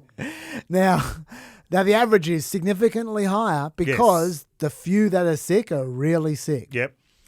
But, it's going to be low because they are working age people. Yes. Right? They're not seniors, they're not kids, whatever. Yeah. The people who end up getting knocked off, who are struggling with their paperwork, a lot of them are going to be people who aren't in that group. Yes. Who actually are sick, because that makes it harder for you to fill out paperwork. Yes, yeah. Right? And so it's actually, in a way, targeting the people who need it the most. It is. Which is great for those states because they're trying to save money. It is. And even for the half who are using less than $142 a year in Medicaid, that's still cutting them off. That means they're disincentivized ever to go to a doctor or to hospital. Yep.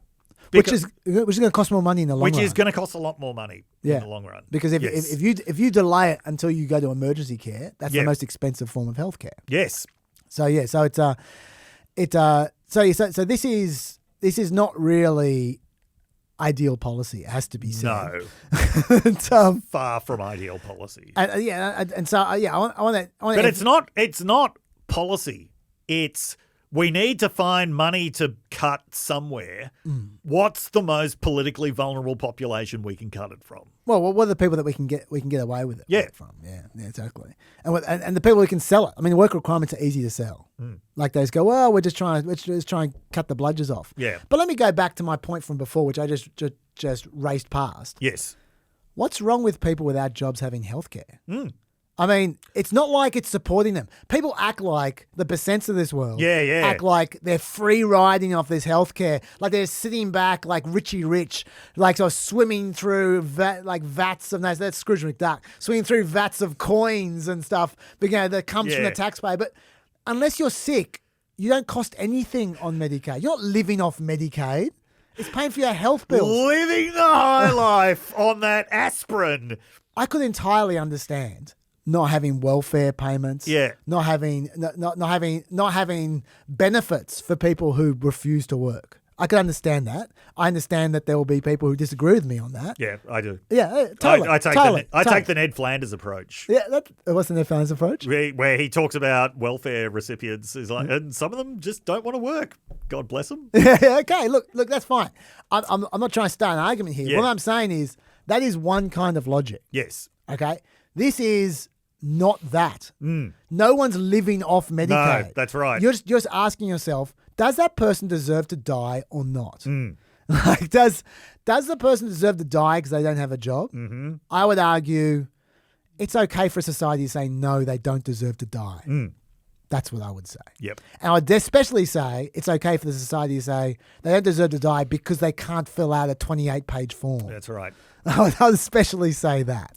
Especially given it's not really saving that money because they've got to, because not only does the ER cost more money anyway in the long run, like what you're doing is you're making the hospital pay for their healthcare. Yeah. Because the hospital has to pay for the ER when they don't pay the bills. Yes. And they're not covered by Medicaid, Yeah. right? They've got no insurance.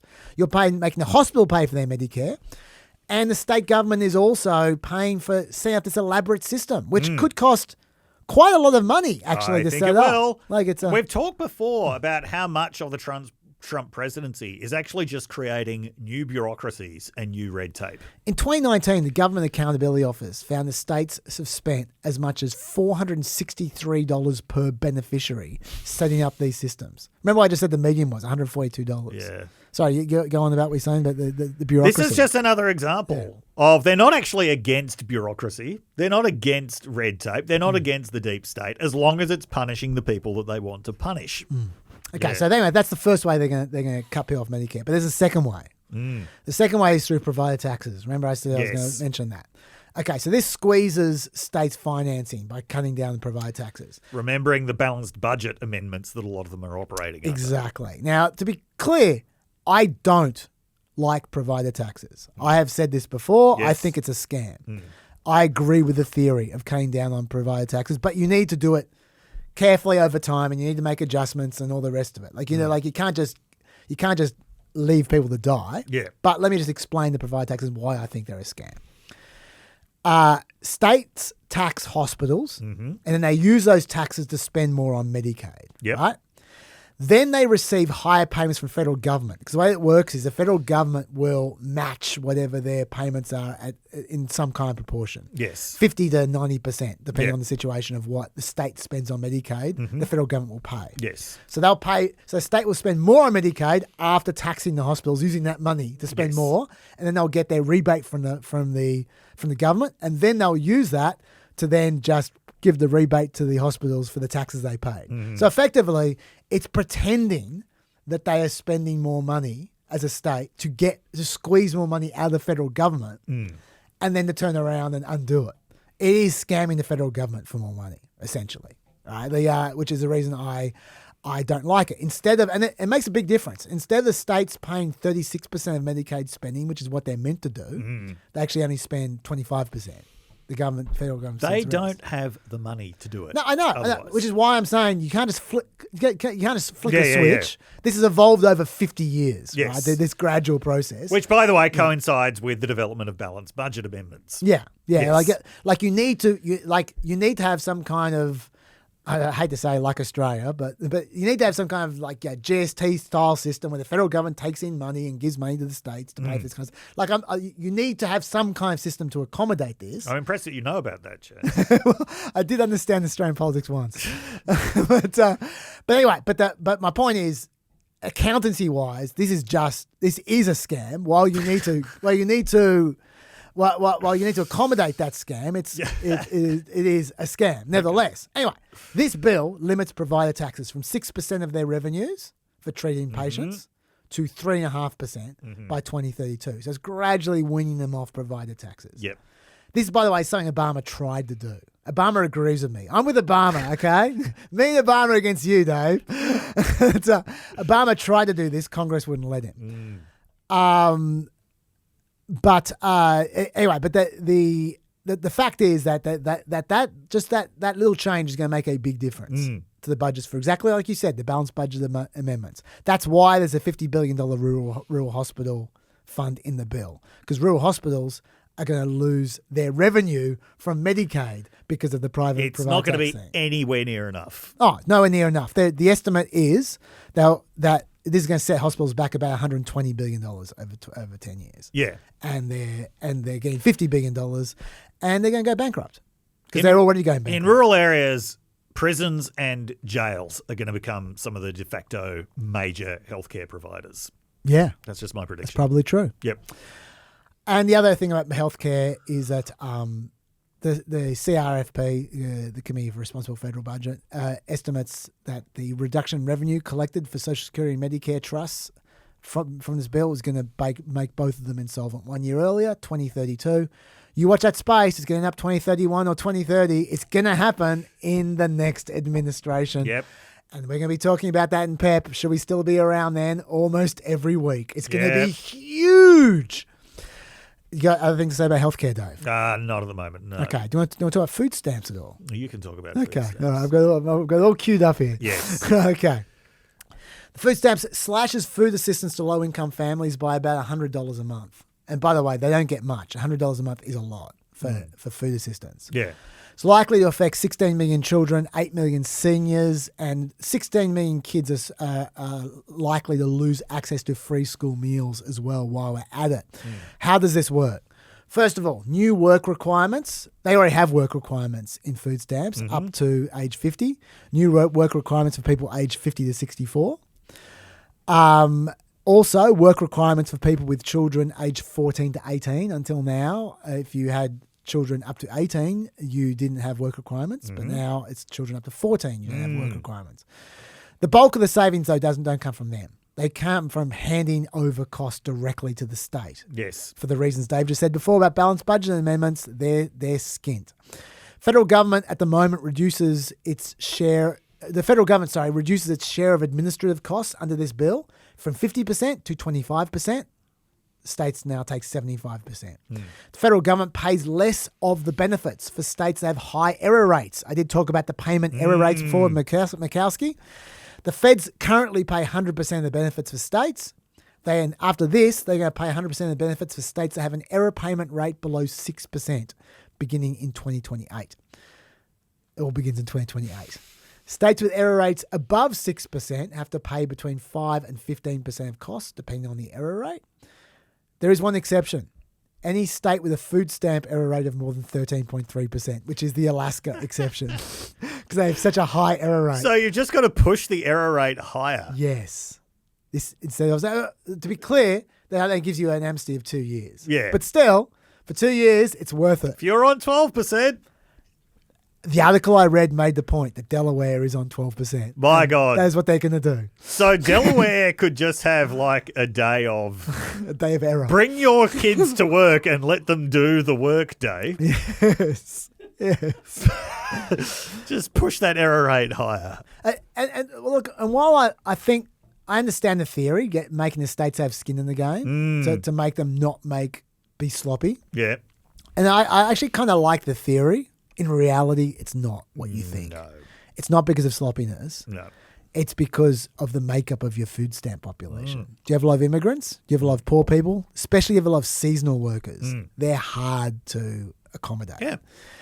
That will lead to states inevitably trying to find ways to lop those people off the food stamp rolls. So to save money. Yep. So that's the food stamp situation. Do you have anything else to say about food stamps? No, but it's very sad. Yeah, I mean, I can't emphasize enough. They don't take much money, food stamps. No. This is not riches. No, but it's one of these things that is a favourite punching bag in American politics. Yeah. The deficit. You might imagine that this is something I care a lot about. Okay. Top line, CBO would add $4.1 trillion to the national debt over 10 years with expected interest payments included. If you assume that all the temporary projections are extended. Yes. And they will be. That's what happened with Trump's first tax cut package. Then you're talking $5.5 trillion added over the next 10 years to the debt. Yes. That's more than, I love this stat, that's more than the debt created by the 2022 CHIPS Act, the 2021 Infrastructure Act, and the two largest COVID relief bills combined. That is a lot. Yes. Now, the Republicans, to be fair, completely dispute these numbers. This is Scott Percent. I don't believe in the CBO forecast. So, sir, let's just look at common sense and logic that if the bill, for some reason, hadn't passed, we would have the biggest tax hike in history, and the CBO would say we're going to grow at 1.8%. We're going to make expensing and for structures and equipment permanent, and we are going to have the biggest tax cut in history, and the CBO is still saying we'll only grow at 1.8%. So if you turn up the growth projections to something like 2.8, 3%, which was achieved during President Trump's first term, then the debt disappears. Look, he's right that the CBO doesn't seem to have massively different projections for growth between what they projected earlier this year and what they're now projecting under the bill. But honestly, I trust the CBO more than I trust Percent suggesting there's going to be the best part of 1% more growth for a bill that doesn't change tax rates at all. And he's not even able to express it concisely. No. Like, the reason why this idiotic idea became so popular was because Art Laffer expressed it very concisely. If Scott Percent had been selling this idea back in 1980, it never would have taken off. It's not really a salesman, Scott Percent. No. So anyway, look, if the bottom line is if there's deficits now, there's going to be deficits under this bill and a bit more extra added to the debt every year, no matter what happens, no matter what they tell you. Yep. The dodgiest thing, though, is how this got through the parliamentarian. Oh, yes. This actually makes me angry. This and estate taxes are what make me really angry. Because remember, bills that increase the debt, they're not supposed to be allowed to pass with 50 votes in the Senate. No. So how did it? This is the way it works. You write a bill. The minority asks the parliamentarian, who's the referee, for a ruling on something. Then the parliamentarian makes a ruling. The Senate decides whether to respect that ruling. Now, they can ignore that ruling if they want. But John Thune promised to respect the parliamentarians' rulings because they were trying to keep the filibuster going. The filibuster revolves around the parliamentarians' rulings. If you don't have the parliamentarian, you don't have the filibuster because the parliamentarian is the referee for the filibuster. Okay. So they write this bill. They declared it was deficit neutral because they considered the baseline to not be what was due to happen over the next few years by law. They saw the baseline as what the tax policy is right now, this year. That's the baseline. So they're just, even though that by law is due to end at the end of this year, they're saying, no, current policy is we have those tax rates, so we'll just maintain those tax rates so it doesn't increase the deficit. They are pretending that they aren't extending those tax cuts, costing trillions of dollars, that it just costs zero to extend those tax cuts because they currently exist. What exists will always exist, is what they're assuming. Now, the Democrats obviously challenged that theory. They said the bill is not deficit neutral. And the Republican Budget Committee spokesperson said, quote, there is no need to have a parliamentarian meeting with respect to the current policy baseline because Section 312 of the Congressional Budget Act gives Lindsey Graham, as chairman of the Budget Committee, the authority to set the baseline. There is nothing to debate, and we consider this matter settled. So they decided that they were simply not going to ask the parliamentarian what she thought. Lindsey Graham would make the call. And guess what call Lindsey Graham made? He said it was A-OK. No problems, said Lindsey Graham. He decided to respect this complete fiction. In fact, he said this will reduce the debt by $521 billion, these tax cuts, somehow. Just to be clear, this is not the way debts are normally calculated. They've never been calculated this way before. This is new. You know who's not going to calculate it this way? Who's that? The creditors. No, you're damn right about that. Yeah. They do not respect the current policy baseline. No, they don't. Yes, that is true. So anyway, this is what makes me angry. They took a vote on Lindsey Graham's decision. Do you know what that vote was? No. It was 53-47. Jesus. For those doing the numbers, literally every Republican supported that. Now, why does that make me so angry? Think about that. that means even the Republicans who voted against the bill voted to approve this fiction, to pretend this bill will not increase the debt when it will increase the debt by $4 billion, at least $4 trillion. Tom Tillis is leaving the Senate. He still voted to approve this. Why? Why? Rand Paul's entire political identity revolves around fiscal responsibility. He openly and proudly voted against this bill because he said it's not fiscally responsible. Yeah. He voted to continue the pretense that it doesn't have a debt, that's not creating a debt of $4 to $5 trillion. It drives me crazy. Honestly, I think that no vote is more indicative of why politics is broken than that vote right there, where they just overtly took advantage of the fact that no one understands this shit to just openly gaslight the system and deny reality so they could just get whatever the hell they wanted through. I would prefer them to reject the parliamentarian than to deny reality like they did there. I just couldn't believe it. Yeah. So, now, I mean, there's always a question about, is the deficit and the debt that much of a problem anyway? There have been many arguments over this over the last 10 years. on this podcast. Yes. Yes. Usually it's not the right saying it's not a problem. Usually. That argument comes from the left, from modern monetary theory, etc. And I mean, when you look at the way that the US has just been able to clank on with a massive and growing debt for decades and decades, you can't just look at that and go, look, it's clearly fine. It can continue to borrow money. The problem is that thinking is very much shaped by 3 decades of interest rates that were close to zero, or effectively below zero. Yeah. As much as Trump is trying to bully Jerome Powell into getting back to that point, that is just not the way that things are going, especially with tariffs coming in. And we can see the kinds of, we've seen the kinds of moves that the bond market has been making this year.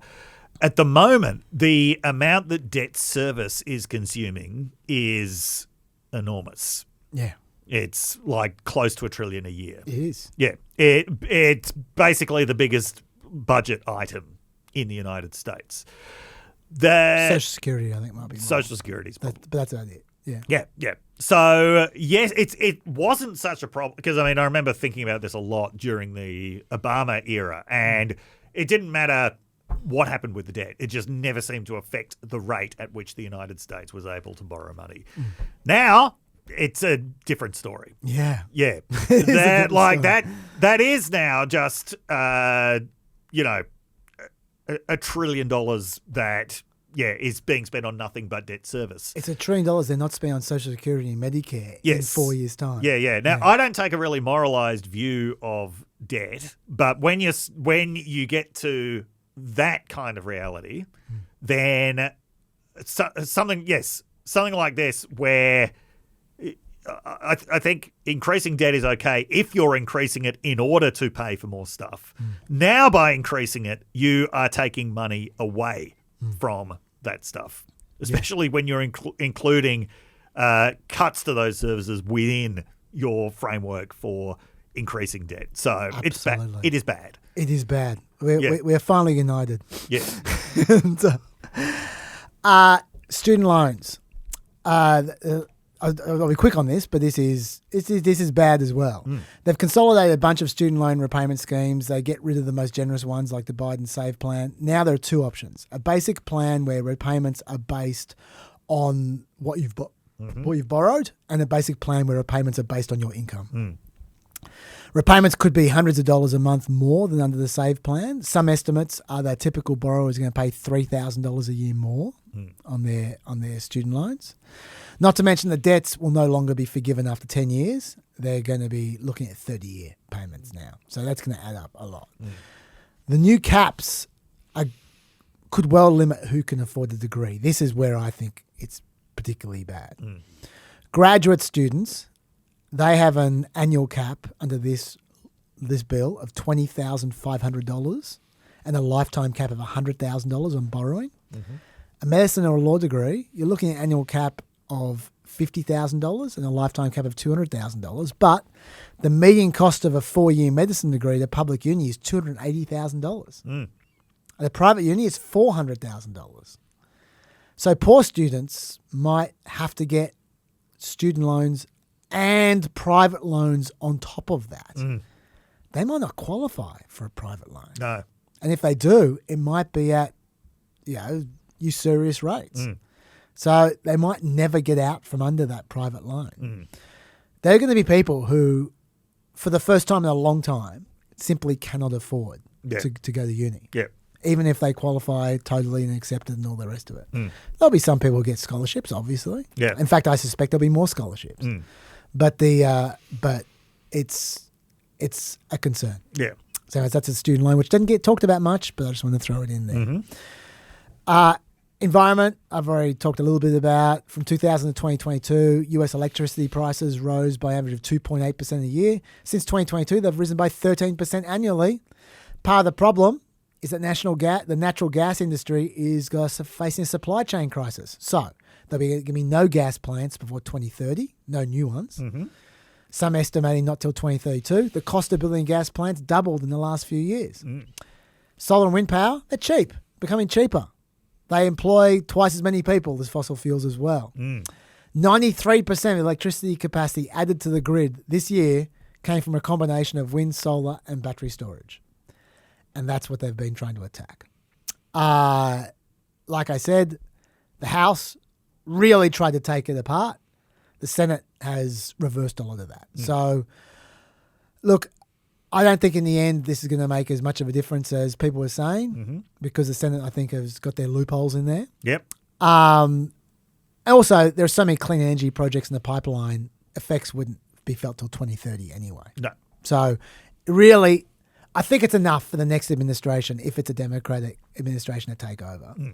If it's another Trump type, then there'll be more problems down the track. But anyway, I don't want to go into too much about environment because I think it's the loopholes have created dead letter.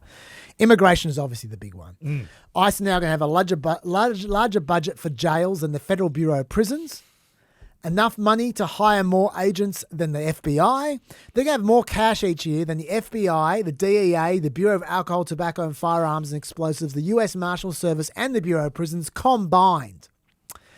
US spending on immigration enforcement in total. I don't know if you heard this stat.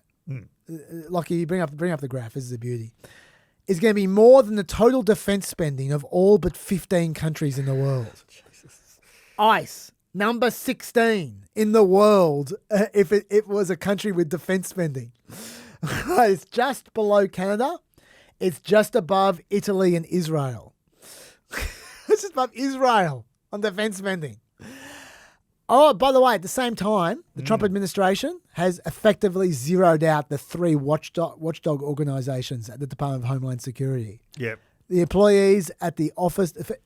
Take a guess how many employees there are now combined at the Office for Civil Rights and Civil Liberties, the Citizenship and Immigration Services Ombudsman, and the Immigration Detention Ombudsman. Yeah. Take a guess how many combined staff there are in all those offices. 17. 1. Oh! There's 1. They're going to be busy. That one person. Now, the DHS says they're restructuring their oversight. They've been restructuring for 6 months. Let's see how quickly that restructuring can happen and what it looks like afterwards. I'm not optimistic. And as an aside, there are currently 60 local, state and federal prisons detaining immigrants. And at least 12 people have already died this year in that custody. The last time this happened, because this has happened before, was just after 9/11. Customs and Border Patrol got this huge influx of spending.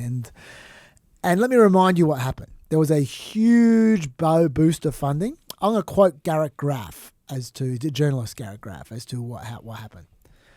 As I totaled up in 2014, there were 2,170 misconduct arrests of CBP officers and agents, ranging from corruption to domestic violence from 2005 through to 2012, meaning that one CBP officer or agent was arrested every single day for 7 years. Wow.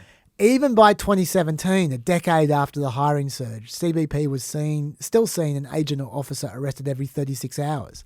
The Border Patrol was never big on the huge hiring, one former training officer told me. We weren't prepared.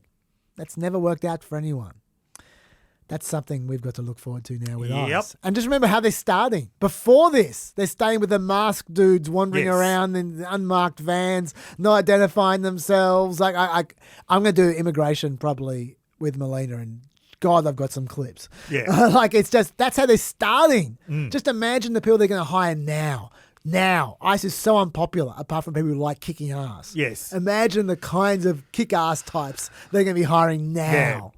Yeah. I've made this prediction before. I will make it again. This is going to attract criminal elements who see the potential of extortion rackets. Totally. This is actually going to attract the gangs that the government is supposedly waging war against, because it'll be a useful way of going after rival gangs.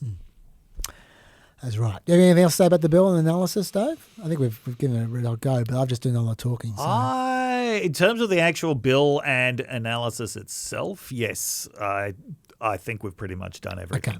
All right. What I'm going to do then is I'm looking at the time. Let's take a pause on the bill. Yep. We will come back to the other parts. Let's do one of your topics. Okay. Mamdani. Okay, let's do Zoran Mamdani. Yeah. Okay, so Zoran Mamdani won the Democratic mayoral primary. Yeah. It was covered as a huge upset, although there had actually been increasingly clear signs before the election that this was the way that it could go. That's possibly because I live in a left-wing bubble, but certainly a lot of people I knew were very bullish on Zoran Mamdani's chances, and there were actually polls showing that Mamdani had either caught Andrew Cuomo or was ahead of him. It wasn't as big a surprise as it looked. In the end, also, it was a very clear victory of Mamdani. 56%. Over Cuomo. This is under the ranked choice voting system. Cuomo ran a lousy campaign, even by establishment Democratic standards. It really looked like he thought he didn't need to campaign at all. He didn't engage with any of the other people who were in the race. He didn't engage very much with voters. What he was relying on was a huge amount of money that was being spent on attack ads against Mamdani. What were those attack ads about? Mainly about the fact that he is a Muslim and a self-proclaimed socialist. And I mean, that not directly about he is a Muslim, but that was the subtext of a lot of the ads. Okay, and none of it worked. So before we get to the campaign itself, let's have a look at Mamdani.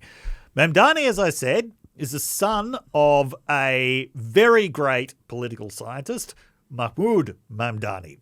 So Mahmood Mamdani wrote one of the best books about the war on terror called Good Muslim, Bad Muslim. I highly recommend it, about the origins of the war on terror. Yes. Onto the list? That one can go on the list. Mahmood Mamdani was born in Uganda. He's of Indian descent. He was part of a whole cohort of Ugandan students that was actually brought to the United States in 1963 to study at American universities. He went on a freedom ride down to, I can't remember if it was Mississippi or Alabama, but he tells this story. He claims he hadn't heard of Karl Marx until an FBI agent interrogated him about whether he was a Marxist. And he came away from that interview going, this Marx sounds pretty cool. And so that set the trajectory of this political scientist who then became the father of Zoran Mamdani. So Zoran Mamdani was born in Uganda during one of the brief periods where Mahmood Mamdani hadn't been kicked out of Uganda. He was first of all expelled by Idi Amin, along with all other Ugandans of Asian descent. He came back to Uganda to help with the rebuilding process after having got a PhD from Harvard and an academic post at the University of Dar es Salaam. He came back. Then he got kicked out by Milton Obote, who was both both Idi Amin's predecessor and his successor. It's never really a good sign when a leader is both a predecessor and a successor to a dictator. They generally don't turn out to be very good. Yep.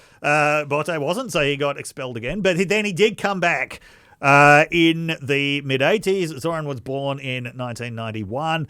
But then they migrated so that Mahmood could take up new academic posts, first of all in South Africa, then in New York. So Mahmood Mamdani brings his family, including young Zoran, to the US when I think Zoran was 5 or 7 years of age. It's one of those things. Okay, so just in case you were wondering, I was going to say, they left Uganda when he was 5, went to South Africa. He went to New York when he was 7. Yeah, okay. So, just if you were thinking about this, Zoran Mamdani could never be the president of the United States because he's a US citizen, but he was born outside of the United States. Okay, so Zoran Mamdani, he went to Bowdoin College, which is a liberal arts college. He did apply for Columbia University, where his father was a professor. And why am I telling you this? Because a ridiculous mountain has been made out of the molehill of Mamdani's Columbia application. Once again, a college he didn't get into, even though his father was a professor there. He did admit, though, that all right, I won't skip. You tell the story. Okay, so the New York Times, very important, reported that Mamdani had ticked 2 boxes on the Columbia application, one indicating that he was Asian American and another indicating that he was African American. The box says black or African American. Trying to double dip for diversity, Zoran. What were you thinking? Well, actually, his explanation of it is pretty reasonable. There was no box for someone of Indian descent born in Uganda. Both of those are actually accurate descriptions. Yeah, he said, most college applications don't have a box for Indian Ugandans, so I checked multiple boxes trying to capture the fullness of my background. He then said he wrote in Ugandan when given the opportunity to provide more information. Yes. He said that, what I was about to say was, he said that he filled out all his college applications the same way. So it wasn't just Columbia, it was everywhere. But yeah, whatever. But that was the one that got reported on, and there was a lot of controversy within the New York Times about this, not for the first time. New York Times readers hated it. And it turned out why this got through the New York Times checks, why they needed to get it out so quickly, because otherwise Christopher Rufo was going to get to the story first. Yeah. Can't get scooped by Christopher Rufo. Just to be clear, we are missing out one bit of this. Yeah. This information came from a hack. Yes. And the hack, whether it was conducted by or it ended up being leaked to a white supremacist. Yes. on Twitter. Yeah. That was the person who had the information. Yes. Who became the source for the New York Times. That's who the New York Times had to go to in order not to get scooped by Christopher Rufo. Yeah. And I think that's part of what upset the New York Times readers. It as well. is, yes. Yeah. Anyway, I assume you don't have a problem with this. I absolutely don't have a problem with it. To be honest, I don't have a problem with it either. I just think it's not inaccurate. Yes. Like let's just say, take the Elizabeth Warren example, right? Okay, if what she says is true, and she was told by someone or other that she's 5th generation Indian or whatever, then that's a bunch of bullshit, right? In this case here, is literally true. He is African American. Yes. He just is. Yes. Right. Like, I know it's misleading. But it's true. It's literally true. Like he is trying to game the system like every single person who fills out those forms is trying to do. Yep. And I don't believe that any conservative wouldn't do exactly the same thing in that situation. No. They might argue the whole system's stupid. I would. Yes. But the fact is it exists. Yeah. And he just did what every other 18-year-old would do. Yes. I don't have a problem with it. Yes. Anyway, go on. Okay. The other aspect of his youth that has been controversial is that he was a rapper. Is that controversial? He rapped under the name Young Cardamom. Yes. Yeah. I didn't know that was controversial. I thought it was more funny. Well, it's both. Yeah. He rapped a lot about things like Ugandan food, but there was one very controversial line where he said, I give my love to the Holy Land 5, look them up. Okay. So a lot has been made out of this line. Who were the Holy Land 5? I got no idea. So there was a charity called the Holy Land, an Islamic charity called the Holy Land Foundation, which was set up in 1998. the United States government accused it of having been set up just to funnel money to Hamas. So it was, I think it was, I can't remember exactly what procedure the federal government took against it in 2001, but it was basically dismantling it because it supposedly provided material support to terrorists. There were 2 trials about this, one in 2007 and one in 2008. So this is, 5 people from this charity were put on trial for providing material support to Hamas. The accusation was that they had funneled money to the widows and families of Hamas suicide bombers. They had also actually been sued over this. They've been found liable for $150 million to the family of an American citizen who went to Israel and was killed in a suicide bombing. Now, the trial in 2007 was declared a mistrial because the jury deadlocked. So the jury did not come to a decision. There was another trial in 2008 that involved 5 new pieces of evidence. Those new pieces of evidence, a lot of which were based on anonymous sources, were subsequently found that they should not have been included in the trial. But it was also found, and people find this quite baffling, that this supposedly had no effect on the trial. The defendants claim, the defendants maintain, no, that had these new pieces of evidence. That was the difference between the 2007 trial outcome and the 2008 trial outcome. The difference being in 2008, they were convicted with one of them going to jail for 75 years. Another one's just been released after 12 years. So this was very controversial at the time. That's what young Cardamom was talking about. He wasn't expressing material support for Hamas. He was expressing support for people who, it's widely believed within the Muslim community, were railroaded by the justice system, railroaded by the Bush administration unfairly because they were running a Muslim charity. Okay. But the way that this has been reported, of course, is Zoran Mamdani wrapped support for Hamas, which is not true. I didn't know that story at all. I'm glad you explained that. This does... We should explain the context, though. This does come in a context. Yes. A context of him saying a couple of things that people are going, oh, it's a bit borderline on the Hamas thing. Yes. In particular, I've got a clip here from when he spoke to Tim Miller, who's a never Trump Republican. Play the clip. Play the clip about the phrase "globalize the Intifada." Yes. There obviously is anti-Semitism on the right, but there's anti-Semitism coming from the left and coming from these protests. And one example I think of is this phrase, globalize the Intifada, which is a very popular phrase at protests on the left. Maybe some people say that phrase with good intent, but there's certainly some people who are saying that phrase with violent intent. So I wonder what you think about that, about the phrase globalize the Intifada and what we've seen as some anti-Semitism coming from the left-wing protesters. The first thing, as you were saying, is anti-Semitism is a real issue in our city. And it's one that can be captured in statistics, the ones that you're citing. It's also one that you will feel in conversations you have with Jewish New Yorkers across the city. This is something that has to be the focus of the next mayoral administration, is not just talking about it, but tackling it. And these are the conversations that have informed our commitment around increasing funding for anti-hate crime programming by 800% in our Department of Community Safety. To the question of language that's being used, I am someone who am less comfortable with the idea of banning the use of certain words, and that I think it is more evocative of a Trump-style approach to how to lead a country. Sure, but does that just make you uncomfortable? Like the phrase globalized intifada, from the river to the sea, does that make you uncomfortable? I know people for whom those things mean very different things. To me, ultimately, what I hear in so many is a desperate desire for equality and equal rights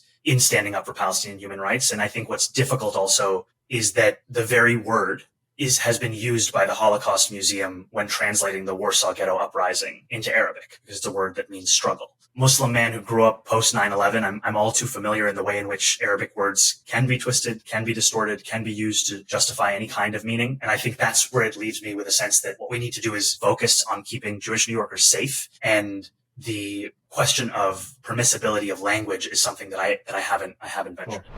What are your thoughts, Dave? I'm very glad that you played that interview at length, because it's been a very important interview that has been talked about a lot. The first thing that I want to note is he has never used the term globalize the Intifada himself. That's true. He has never used it himself. He's not being asked about his use of the term. he was asked by that interviewer, first of all, what do you think of anti-Semitic terms coming out of these protests? So something like globalize the Intifada. He said some people use it with good intentions, but it also has these very violent meanings. What do you think of that? The first thing that Zoran Mamdani says about this is that we shouldn't be concentrating on policing language.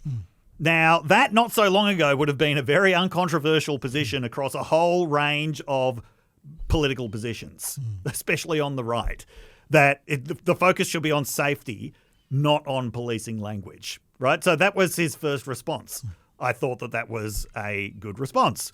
Tim Miller follows it up with, but doesn't that make you feel uncomfortable, right? He wants, this is what he's looking for. Doesn't that make you feel uncomfortable? And he gave what I thought was a very important response, because it's a side that doesn't get heard very much, which is that to Arab Americans and many Muslim Americans, this means something quite different. Now, the Holocaust Museum has got very angry about him using the example, which I've heard before, of the Holocaust Museum itself in its Arabic language materials translates the Warsaw Ghetto Uprising into Intifada, because what Intifada means is uprising. But he's got a good point, right? To a lot of people, this has connotations of freedom, of rising up and seizing freedom, rather than violence and murder. That doesn't take away from the fact that to Jewish New Yorkers, to many Jewish New Yorkers, it means violence and murder, right? It means justification for terrorism. Okay, this is a term that means something to two different groups of people. The reason I don't use the term globalize the Intifada, I wouldn't use the term globalize the Intifada, is because of the fact that to a very significant group of people, this denotes violence and murder. Nonetheless, there are people who use the term Zionist not with any intent for it to connote anti-Semitism. So I think what his answer gets into is it acknowledges the difficulty around all of this, right? That language is never something that is completely shared. It's shared to a large degree, but not completely. And here we've got two different communities for whom this means something very different. And I think one of the things that he was getting at was that if you just accept the worst possible meaning of it, that reflects a real power imbalance, because you're just denying all the other meanings of it to other people. Now, as I say, having said all that, I wouldn't use the term globalized intifada. And 20 years ago, there was a similar debate about the term jihad. Yeah. Because jihad doesn't mean intrinsically terrorism. Jihad means struggle. But, no one would use the term jihad now. We're actually pretty much on the same page on this one. I found that interesting, that clip, because I don't disagree with anything he said there. I agree with everything he said. Yes. He explicitly condemned anti-Semitism, by the way. That was the first thing he did, was to explicitly condemn anti-Semitism. And to say that it was a problem. And to pledge to fight it. Yes. With actual policies. Yes. So, I also agree with him. Obviously, Mr. Libertarian, you shouldn't ban the phrase. Right? Yeah. I completely agree with that. I also agree that the Intifada doesn't necessarily mean violence or genocide. Like you say, the literal meaning in Arabic means to shake off oppression or captivity. Yes. It is the language of resistance and liberation in Arabic. In fact, forget the Holocaust Museum. The examples I would give if I was him is that it appears in the Arabic Bible 3 times. Like in the Bible. Like it's in the Old Testament. Yeah. Samson awoke from his sleep and thought, I'll go out as before and shake myself free. They use the word intifada. Shake off your dust. Rise up. Sit enthroned, Jerusalem. Free yourself from the chains on your neck. Daughter Zion, now a captive. They use the word intifada. I fade away like an evening shadow. I am shaken off like a locust. They use the word intifada in all those 3 examples from the Bible translated into Arabic. But also, like you said, I think you can't ignore how it's commonly used in the current context. Definitions of words change depending on the time and the context in which they're used, right? And it's hard to use it now in New York City without being aware that the person listening to you is likely to be associated with Hamas and terrorism and anti-Israel violence. Yeah. I can't help noticing, though, that Mamdani did not even try to answer Miller's second question. He just kept on elaborating on his first answer, right? Like the one about are you comfortable? Like, I didn't expect him to say, I am comfortable, I'm not comfortable.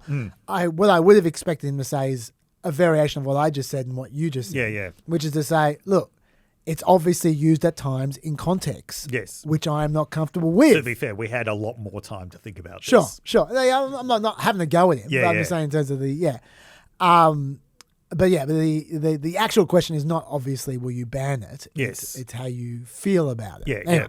And like Hakeem Jeffries had a gentle little go at him, a very gentle go.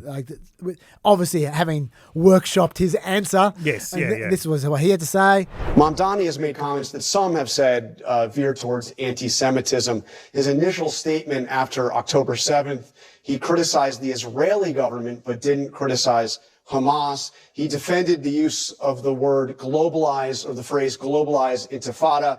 And he even said that the Israeli Prime Minister Netanyahu should be arrested, or he would, if he were mayor, he would arrest Netanyahu if he visited New York City.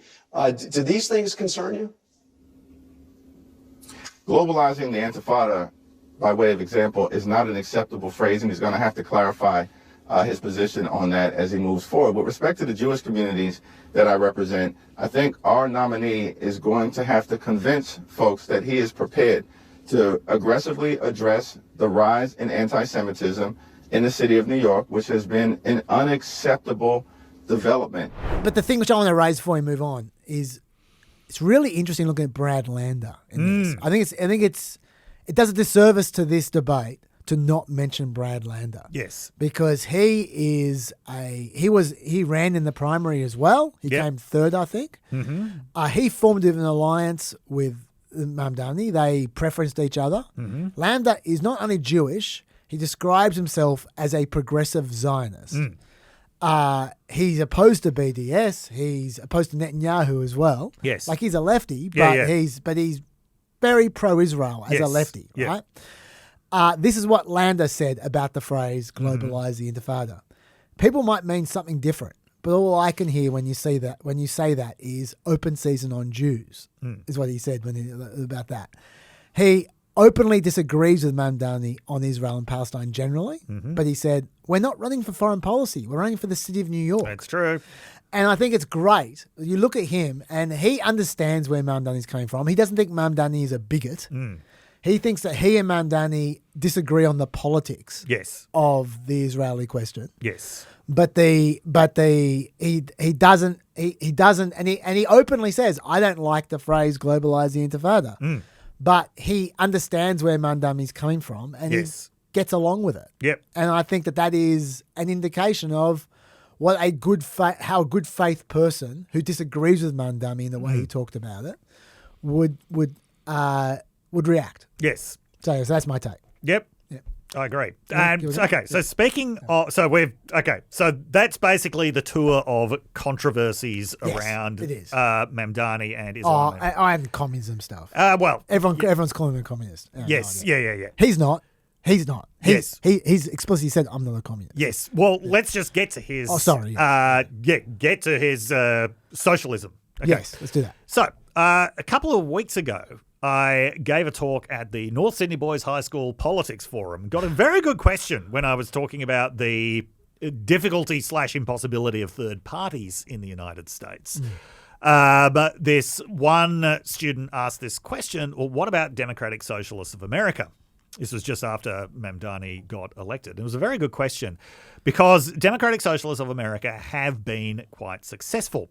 But it's important to look at how they got successful, which is they don't actually run candidates under their own name on the ballots. That's not because they're being devious about it. They just don't exist as an electoral party in that way. They're an organisation that supplies candidates to other parties, including the Democrats, the Greens, and in New York there's a whole bunch of parties that they run candidates for. Democratic Socialists of America, by the way, according to Wikipedia, so they began in 1982. When Bernie Sanders began his campaign in 2016, they had 6,000 members. They now have 91,000 members. And they have actually moved significantly to the left. Despite calling themselves democratic socialists, they used to basically be social democrats. They are now a lot more actual socialist. Socialist. Yes. Yeah. So that's what Mamdani comes out of. Rashida Tlaib was a DSA member. I don't think that the other squad members actually were, although the DSA would like them. But but anyway, this is basically, as a third party, this is how you get influence in the United States. You go through the mainstream parties. Now, I would say that Mamdani, to me, looks more social democratic than democratic socialist. That might seem like splitting hairs, but what it basically means is what he's about is massive increases in social service provision within the capitalist system. Yeah. So free fast buses, free childcare, big increases in city taxes on people earning more than $1 million a year on the revenue side of it. And probably the single biggest item is rent freezes. This is the one that has caused the most heartache among New York's economic elites. The best description of it I saw from some real estate developer was he said, "This is the death sentence of New York. This is the best thing that has happened to Miami and Palm Beach since COVID." Okay. Yes. So rent is a very, very big issue in New York. This is a city where there was actually a party called The Rent is Too Damn High. Yes. So anyway, the whole focus of Mamdani's campaign was affordability. As Lander said, it wasn't foreign policy. He constantly got asked about foreign policy by everyone from Tim Miller to Stephen Colbert. Yeah, Colbert went really hard on the foreign policy has absolutely nothing to do with this. I mean, the closer you could get is to say he has definitely supported BDS to a big degree in the past. So that's boycott, divestment, sanctions. That could potentially be a kind of foreign policy issue that he carries out. He said he'd arrest Netanyahu if Netanyahu. He did say he would arrest Netanyahu because New York should be in compliance with international law. So, but yeah, very, very sort of minor component of what the job of New York mayor is. So it was really on affordability, and I believe that is what he actually won on. New York City is a city that even rich people find unaffordable, and he actually did pretty well in central Manhattan in the election. The other thing, though, is ranked choice voting. As we said, he formed a very powerful alliance with Brad Lander. Yeah, that was another very significant factor getting him over the line, getting him past Cuomo. Absolutely. Now, also, yeah. Just from a practical point of view, leaving aside. Yes. And by the way, I know you skipped to the end a little bit there when you're making predictions of where he's going. I share your view that he's more democratic. Sorry, he's more social democrat than democratic socialist. Yeah. He actually strikes me as very pragmatic. Yeah. I've actually got kind of Obama vibes from him. When I say Obama vibes, I don't mean he's going to be president. Obviously, he can't be. I mean, I predict in 5 years' time, the people who love him now will hate him. He just strikes me as the kind of person he's just very, very pragmatic. Yeah, I think. Yeah, but I mean, well, there are also some very Obama-esque elements about his campaigning. So his campaign says they knocked on $1.5 million. This is exactly what I was about to say. Yes, I think. Yeah, I think that walked the length of Manhattan and ran a relentlessly positive campaign. I have some amazing graphs on this, yes, which I want to show you. Okay, his get out the vote registration drive, which everyone says they do. Yes. Have a look at the registration graph of New York in 2025, the Democratic primary versus 2021. Yep. So you can see the red line is 2025. Yep. The orange line is 2021 as we approach the registration deadline. Yep. In the 14 days leading up to the registration deadline for Democratic primary, 37,000 people registered to vote compared to about 3,000 people in the same period in 2021. Yeah. And that's not an accident. His entire campaign revolved around that. Yes. Getting people out to register. And have a look at the result. If you think that's a fluke, have a look at the next graph. This is what we're looking at here is the age breakdown of the vote. How many voters there were in the 18 to 24, 2025 to 29, 30, 34 columns in 2025 versus 2021. You can see in those first three columns, 18 to 24, 25 to 29, and 30 to 34, there are about twice as many voters in raw numbers in 2025 and 2021. And after that, there's slightly less. Yeah. Because his people were targeting young voters. And it worked. Yeah. And it says it's actually one of the very few times I've seen a full-on registration, get out the vote drive having a huge impact. Yes. Like that makes a massive difference to the final vote. Makes an enormous difference. To the point where I say that is part of what made him win. Absolutely. Yeah. And especially in comparison to the Cuomo campaign. Cuomo was getting endorsements from like James Clyburn.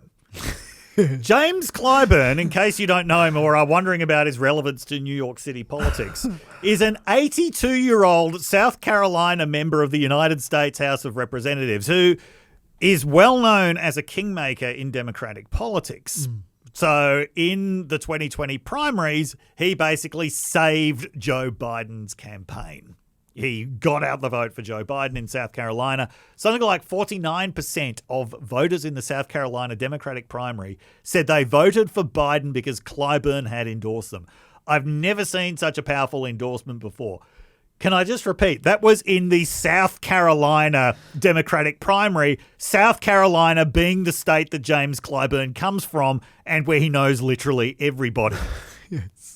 James Clyburn is currently working his magic on behalf of Gavin Newsom, who's already started campaigning there, kicking off his 2028 campaign by talking to the oldest people in South Carolina. Anyway, James Clyburn aside, this was a thoroughly lazy, incompetent, and unprofessional campaign by a candidate who thought that he was just going to win because his opponent was scary. Yeah. He now thinks he can make a run as an independent, but that's going to put him in conflict with the might of Eric Adams.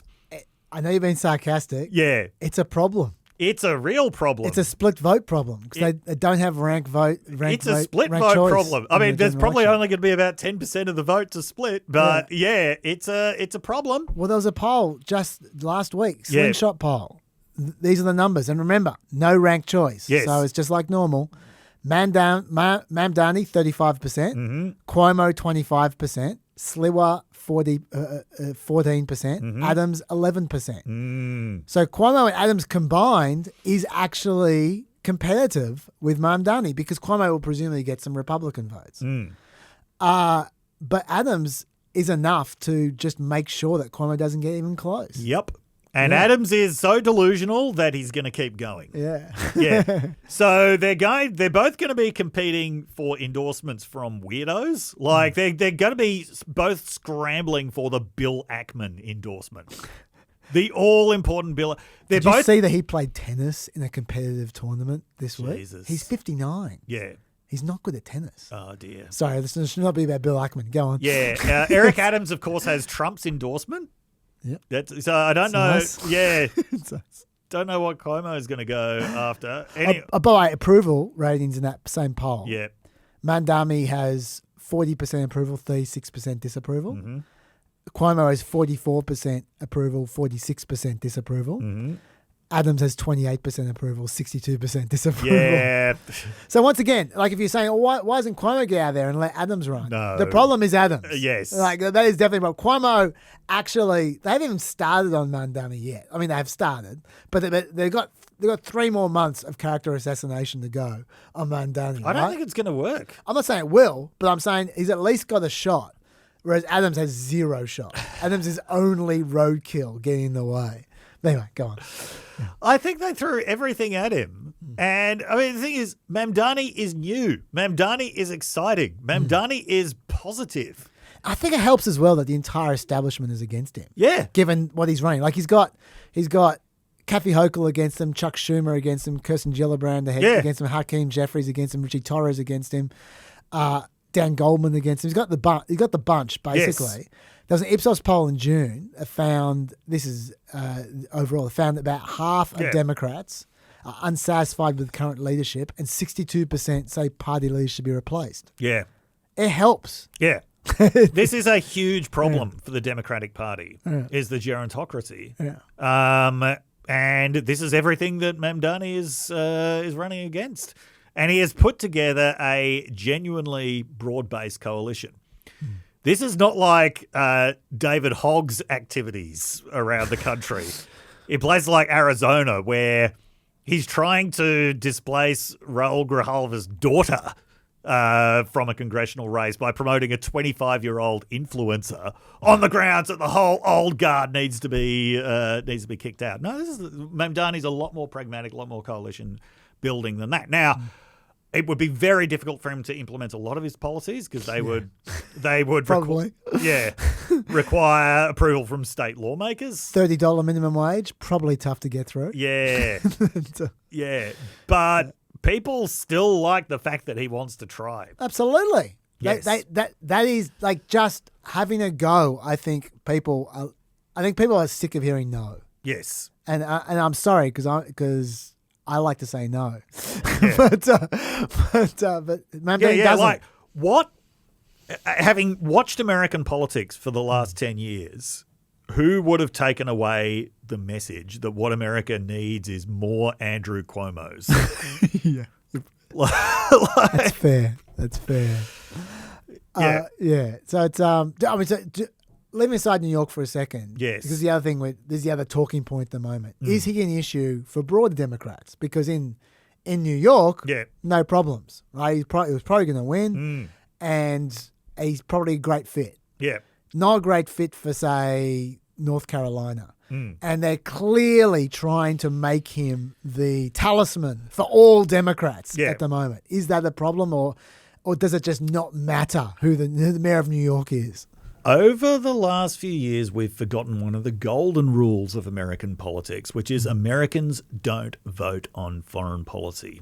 Hardly ever vote on foreign policy unless American troops in large numbers are involved in a controversial war. I don't see this being a problem. Something that was pointed out by Peter Beinart in an article is that public opinion on Israel Palestine has shifted significantly, especially among Democrats. Totally, yeah. Yeah. And Mamdani actually reflects that shift. Americans are, when they look at a conflict like what's going on in Gaza at the moment, they are not one-sidedly pro-Israel. And Mamdani reflects that. But the other thing is, they can try all they want to turn him into a national figure. He's never going to be a national figure, at least not in the sense of being a potential presidential candidate. Yeah, I don't think he is either. I don't think it's going to work. Yeah. I think that at the end of the day, there's he's in the news right now. Yes. But when he's mayor of New York, no one gives a shit then. No. When he's making purely New York decisions. I mean, if he wants to run as a national figure, then yeah, sure. But I don't think he's going to want to do that. No. I think so. I think that they're going to try. They're going to try and call him a communist as much as they possibly can. Yeah. And they're going to try and say, Democrats are all communists. But I think, given that he's, it should play him denying that, by the way. All right. You are a self-described democratic socialist. Do you think that billionaires have a right to exist? I don't think that we should have billionaires because, frankly, it is so much money in a moment of such inequality. And ultimately, what we need more of is equality across our city and across our state and across our country. And I look forward to work with everyone, including billionaires, to make a city that is fairer for all of them. Well, let me ask you about what Donald Trump, the president of the United States, has had to say. He's had a lot to say about your campaign. He called you a communist. Because he's the president, I want to give you a chance to respond directly to him. How do you respond? Are you a communist? No, I am not. And I have already had to start to get used to the fact that the president will talk about how I look, how I sound, where I'm from, who I am, ultimately because he wants to distract from what I'm fighting for. And I'm fighting for the very working people that he ran a campaign to empower that he has since then betrayed. And when we talk about ninth politics, I call myself a democratic socialist in many ways inspired by the words of Dr. King from decades ago, who said, call it democracy or call it democratic socialism, there has to be a better distribution of wealth for all of God's children in this country. And as income inequality has declined nationwide, it has increased in New York City. And ultimately, what we need is a city where every single person can thrive. Yeah, so which is fair enough answer. Look, there's all kinds of unfortunate tweets from 10 years ago. Like there's one from 2020, him saying each according to their need, each according to their ability, which is a Marxist thing and all the rest of it. But he's like in his mid-20s then. Who is holding someone responsible for things they said 10 years? And even then they're not that unfortunate, the things he's saying. No. Like if he was campaigning tomorrow quoting Karl Marx, then maybe. But that's Louis Blanc, by the way. It's not Karl Marx. Oh, okay. All right, whatever. But I'm just saying, just in general. Yes. Like if it's like stuff that you said 10 years ago on Twitter. I mean, I just don't think it matters, especially when he's a marginal figure. I don't think it's going to work. No, I don't think it is. Do you have other thoughts about Mamdani or anything to do? I just think it would actually be great to have a mayor of New York who can never run for president, because look at the shit show that happens every time one of them wants to do it. Yeah, look at Bloomberg, look at de Blasio, look at Giuliani. Look at what Eric Adams almost certainly would have been running for president if he hadn't turned out to be one of the worst mayors of all time with what can only be described as an addiction to Turkish Airlines. Yes. Yeah, it'll just be great to have a mayor of New York who you're like, you are only ever going to be mayor of New York. Okay, look, we're getting near to the end of this pod now. I was going to talk a bit about the Supreme Court. I'm going to save. I know that you don't have much to add to that, so I'll save that for Melina. Yes, that's okay. Can I just say one more thing though? Yeah, because I've done a lot of media interviews about this week, and so I want to make the point for all the peppers just about third parties, because this has been in the news a lot. Oh, the America Party. Yeah. Elon Musk establishing the America Party. Yeah. I just want to make the point that the American electoral system makes it very, very difficult for third parties, no matter who they are. Okay, leaving aside the peculiarities of Elon Musk, no matter who they are, no matter how much money they have, no matter how popular they could be, the system is really rigged against them. The reason for that is the United States is winner takes all, single member district system, basically all the way down. Okay, that means that the whole country's electoral system is based on races where you have one winner per district and it's just whoever gets the most votes. Now, in that system, theoretically, there's nothing to stop a third party or an independent candidate coming in and winning a district. But think about it from the point of view of the individual voter. The way that most voters are going to see it is an independent or third-party candidate has no chance against the two major parties. So in other words, if you vote for an independent or third-party candidate, you are surrendering your choice between Republicans and Democrats, which is what is ultimately going to matter. So unless someone gets so big and so powerful and so popular that they can immediately come in and win a seat, you don't have the opportunity for third parties to sort of gradually build up an electoral profile over a long period of time, get more and more of the vote, and eventually win. There's no kind of mechanism like what we have in Australia of compulsory preferential voting, which means if you want to vote for a minor party or an independent, you can. You don't surrender your choice between the two parties who are actually going to win. There's no form of proportional representation in the United States, where if a party gets 10% of the votes, then they get 10% of the seats. If the Libertarian Party gets 4% of the votes across Congress, they get no seats because there is no concentration of them high enough anywhere to win. Even though opinion polling in the past would have suggested that they potentially could have won in places like Arizona or New Hampshire, they just don't, because people see voting for a third party or an independent candidate as surrendering their choice over the real race. That's before we get into things like ballot access being the rules being different in every state. Just how astronomically expensive congressional races are now. Now, that should be less of a problem for someone like Musk, who can actually throw a lot of money out of it. I think that the ballot registration rules are going to present a serious problem for him because he's not that detail oriented when it comes to things like that. He's not. So to get to some specific problems with Musk, one is he can never be a presidential candidate himself. So even though he's got the name recognition to potentially launch a political career, he's got to get someone else to front it. That's true. Now, he has said what he's interested in is Congress. Yes. Right? So he wants to run in tight, high-profile congressional races. One way to execute on this would be to laser focus on just 2 or 3 Senate seats and 8 to 10 House districts. Given the razor-thin legislative margins, that would be enough to serve as the deciding vote on contentious laws, ensuring that they serve the true will of the people. Okay, sounds good until you remember that people are aware of spoiler effects. Right. So by concentrating on really high leverage races, you are going to bring in all the money in the country against you from the Republican Party to try to knock you out of those races.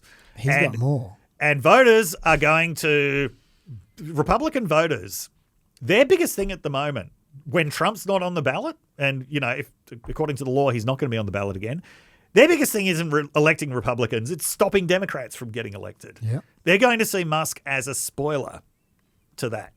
Like, the more high-profile race, the more aware they're going to be of the spoiler effect. So, yes, he's got a lot of money. He could potentially damage Republican prospects. I don't deny that. He could be a spoiler. I think the amount that he'll spend on attack ads will be insane. Yes. And in a midterm where Republicans might not be that enthusiastic about turning out in the first place, that could be a real problem. But I think it's going to be very hard for him to get people elected.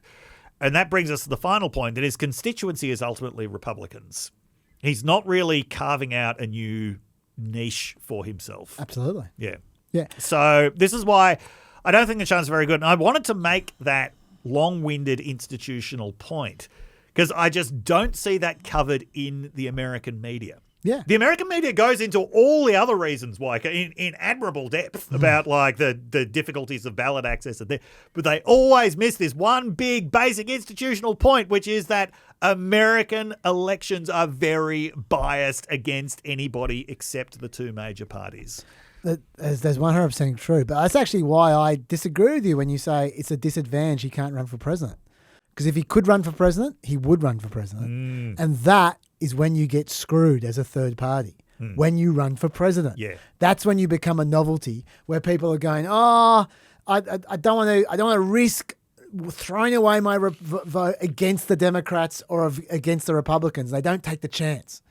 If you have some candidate who's popular, who's some Twitter guy, who's running a congressional seat that no one gives a toss about, or a Senate seat, people might take the risk in that vote. No one's managed to do it, though. But you say that. Plenty of people have tried. You say that, Dave, but they have. Angus King and Bernie Sanders. They are Democrats in the legislature. Yeah. Right. They caucus as Democrats. And his pay is going to be Republicans in the legislature.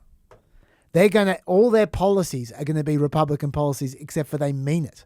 They're going to be really about debt rather than just saying they're about debt. They're going to be really releasing the Epstein files instead of just saying they're going to be Epstein files. You watch, it's just going to be, if it happens, he hasn't even registered, right? It's probably just a brain fart.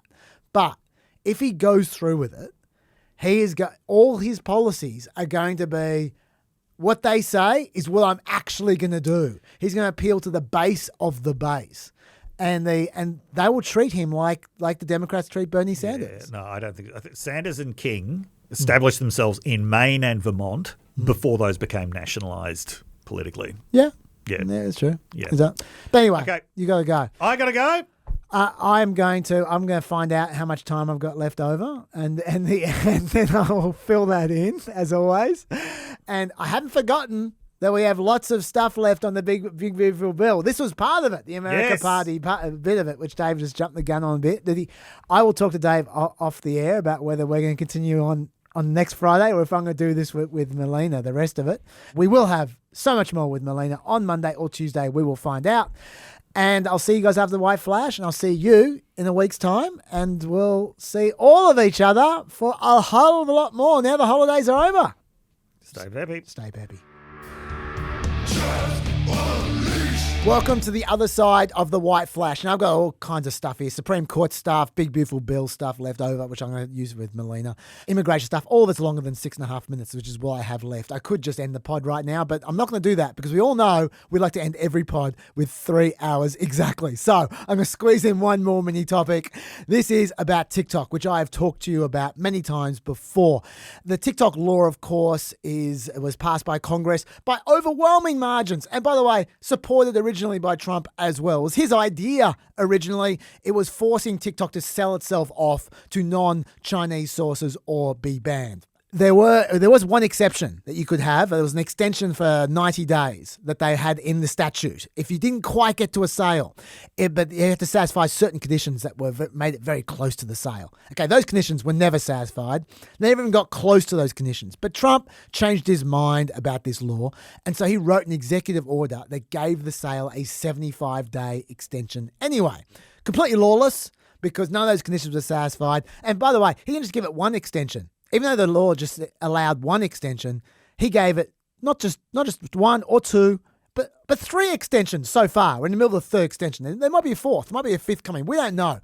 But all of that completely lawless. I've talked to you about that before. None of those conditions were satisfied. The statute was clearly broken. Many law groupies out there are outraged about those moves. I am one of them. Everyone else doesn't give a shit. That is the way of the world, sadly. But there is a new development I want to tell you about right now. Turns out things are much worse than we thought. You see, people are wondering why companies like Apple and Google, who get very worried about breaking laws, why they were going along with this. Sure, Trump isn't going to prosecute them, but maybe the next administration would. There is a 5-year statute of limitations. So why would they take the risk they might not get prosecuted by the next administration? Well, we just found out.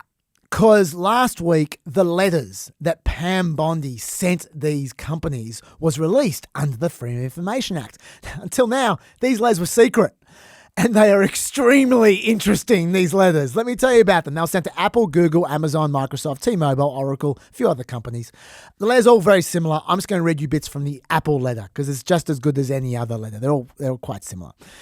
The president previously determined that an abrupt shutdown of the TikTok platform would interfere with the execution of the president's constitutional duties to take care of the national security and foreign affairs of the United States, this letter says.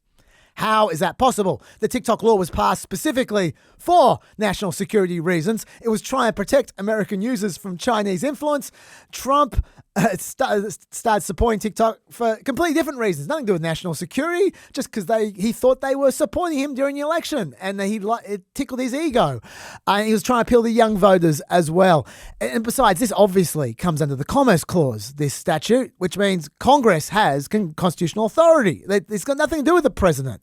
But anyway, he has asserted, apparently, that since he doesn't like the law anymore, therefore it touches on national security, I guess, and he need not enforce it. I don't know. It makes no sense to me. He could use that same logic to not comply with any law. But boy, that seems ridiculous. But there's so much more. Just hold on there. We continue. Apple Inc. has committed no violation of the Act, and Apple Inc. has incurred no liability under the Act during the covered period or the extended covered period. Okay, that's blatantly not true. They've clearly committed violations under the Act. There is a language called English that the Act is written in that we can all read the Act. They have committed a violation. But let's just keep on going.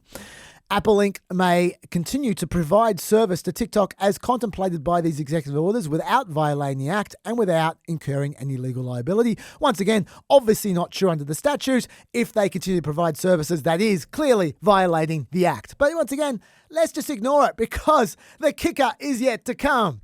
This quote here, the Department of Justice is also irrevocably relinquishing any claims the United States might have had against Apple Inc. for the conduct prescribed in the Act during the covered period and extended covered period with respect to TikTok. This is derived from the Attorney General's plenary authority over all litigation, civil and criminal, to which the United States, its agencies or departments are parties, as well as the Attorney General's authority to enter settlements limiting the future utter exercise of executive branch discretion. I'm sorry, the Attorney General's authority is diddly squat. What I just read to you is the most lawless move from this administration yet. And let me tell you, there is some hot competition for that particular prize. What I just read you is called dispensing power. It's the ability to decree that someone can break the law with impunity in the future. It's kind of like a future pardon. Now, that power does not exist in America. It doesn't exist for the president. It doesn't exist for anyone. The president can only pardon people in hindsight. Dispensing power has never existed in America. The Supreme Court has held this many times. It is the province of English kings from the Middle Ages. That is what we are talking about here. And by the way, it's not the president doing this future pardoning anyway. It's Pam Bondi, who doesn't even have the power to pardon anyone for any reason. She doesn't have anything close to this power. If this was legit, it would give Pam Bondi the power to make anyone immune from any law she likes forever in the future. That is insanely illegal. I would struggle to think of something that is more illegal than that. So why not just ignore it? You might ask. Why can't just a future administration ignore Pam Bondi's fruity letters and just prosecute if they want to prosecute? Well, if the next administration did try to prosecute Apple, they'd just produce this letter in court and they'd say, look, we acted in reliance on a guarantee from the government in good faith. So the court would probably let them off. And that is why the administration successfully convinced these companies to ignore an actual existing law in front of their face. Trump and Pam Bondi have claimed powers they absolutely do not have and have put themselves up there with medieval kings when it comes to brazen lawlessness. If the American political system was not so utterly dysfunctional, both Trump and Pam Bondi would have been impeached and removed the week after these letters came out. I have never heard of conduct more impeachable than this. As it is, far from being removed, most people don't even know these letters exist because no one gives a shit. That is America in 2025, folks. I'll see you on the other side of the weekend for the extra with Melina. Stay peppy.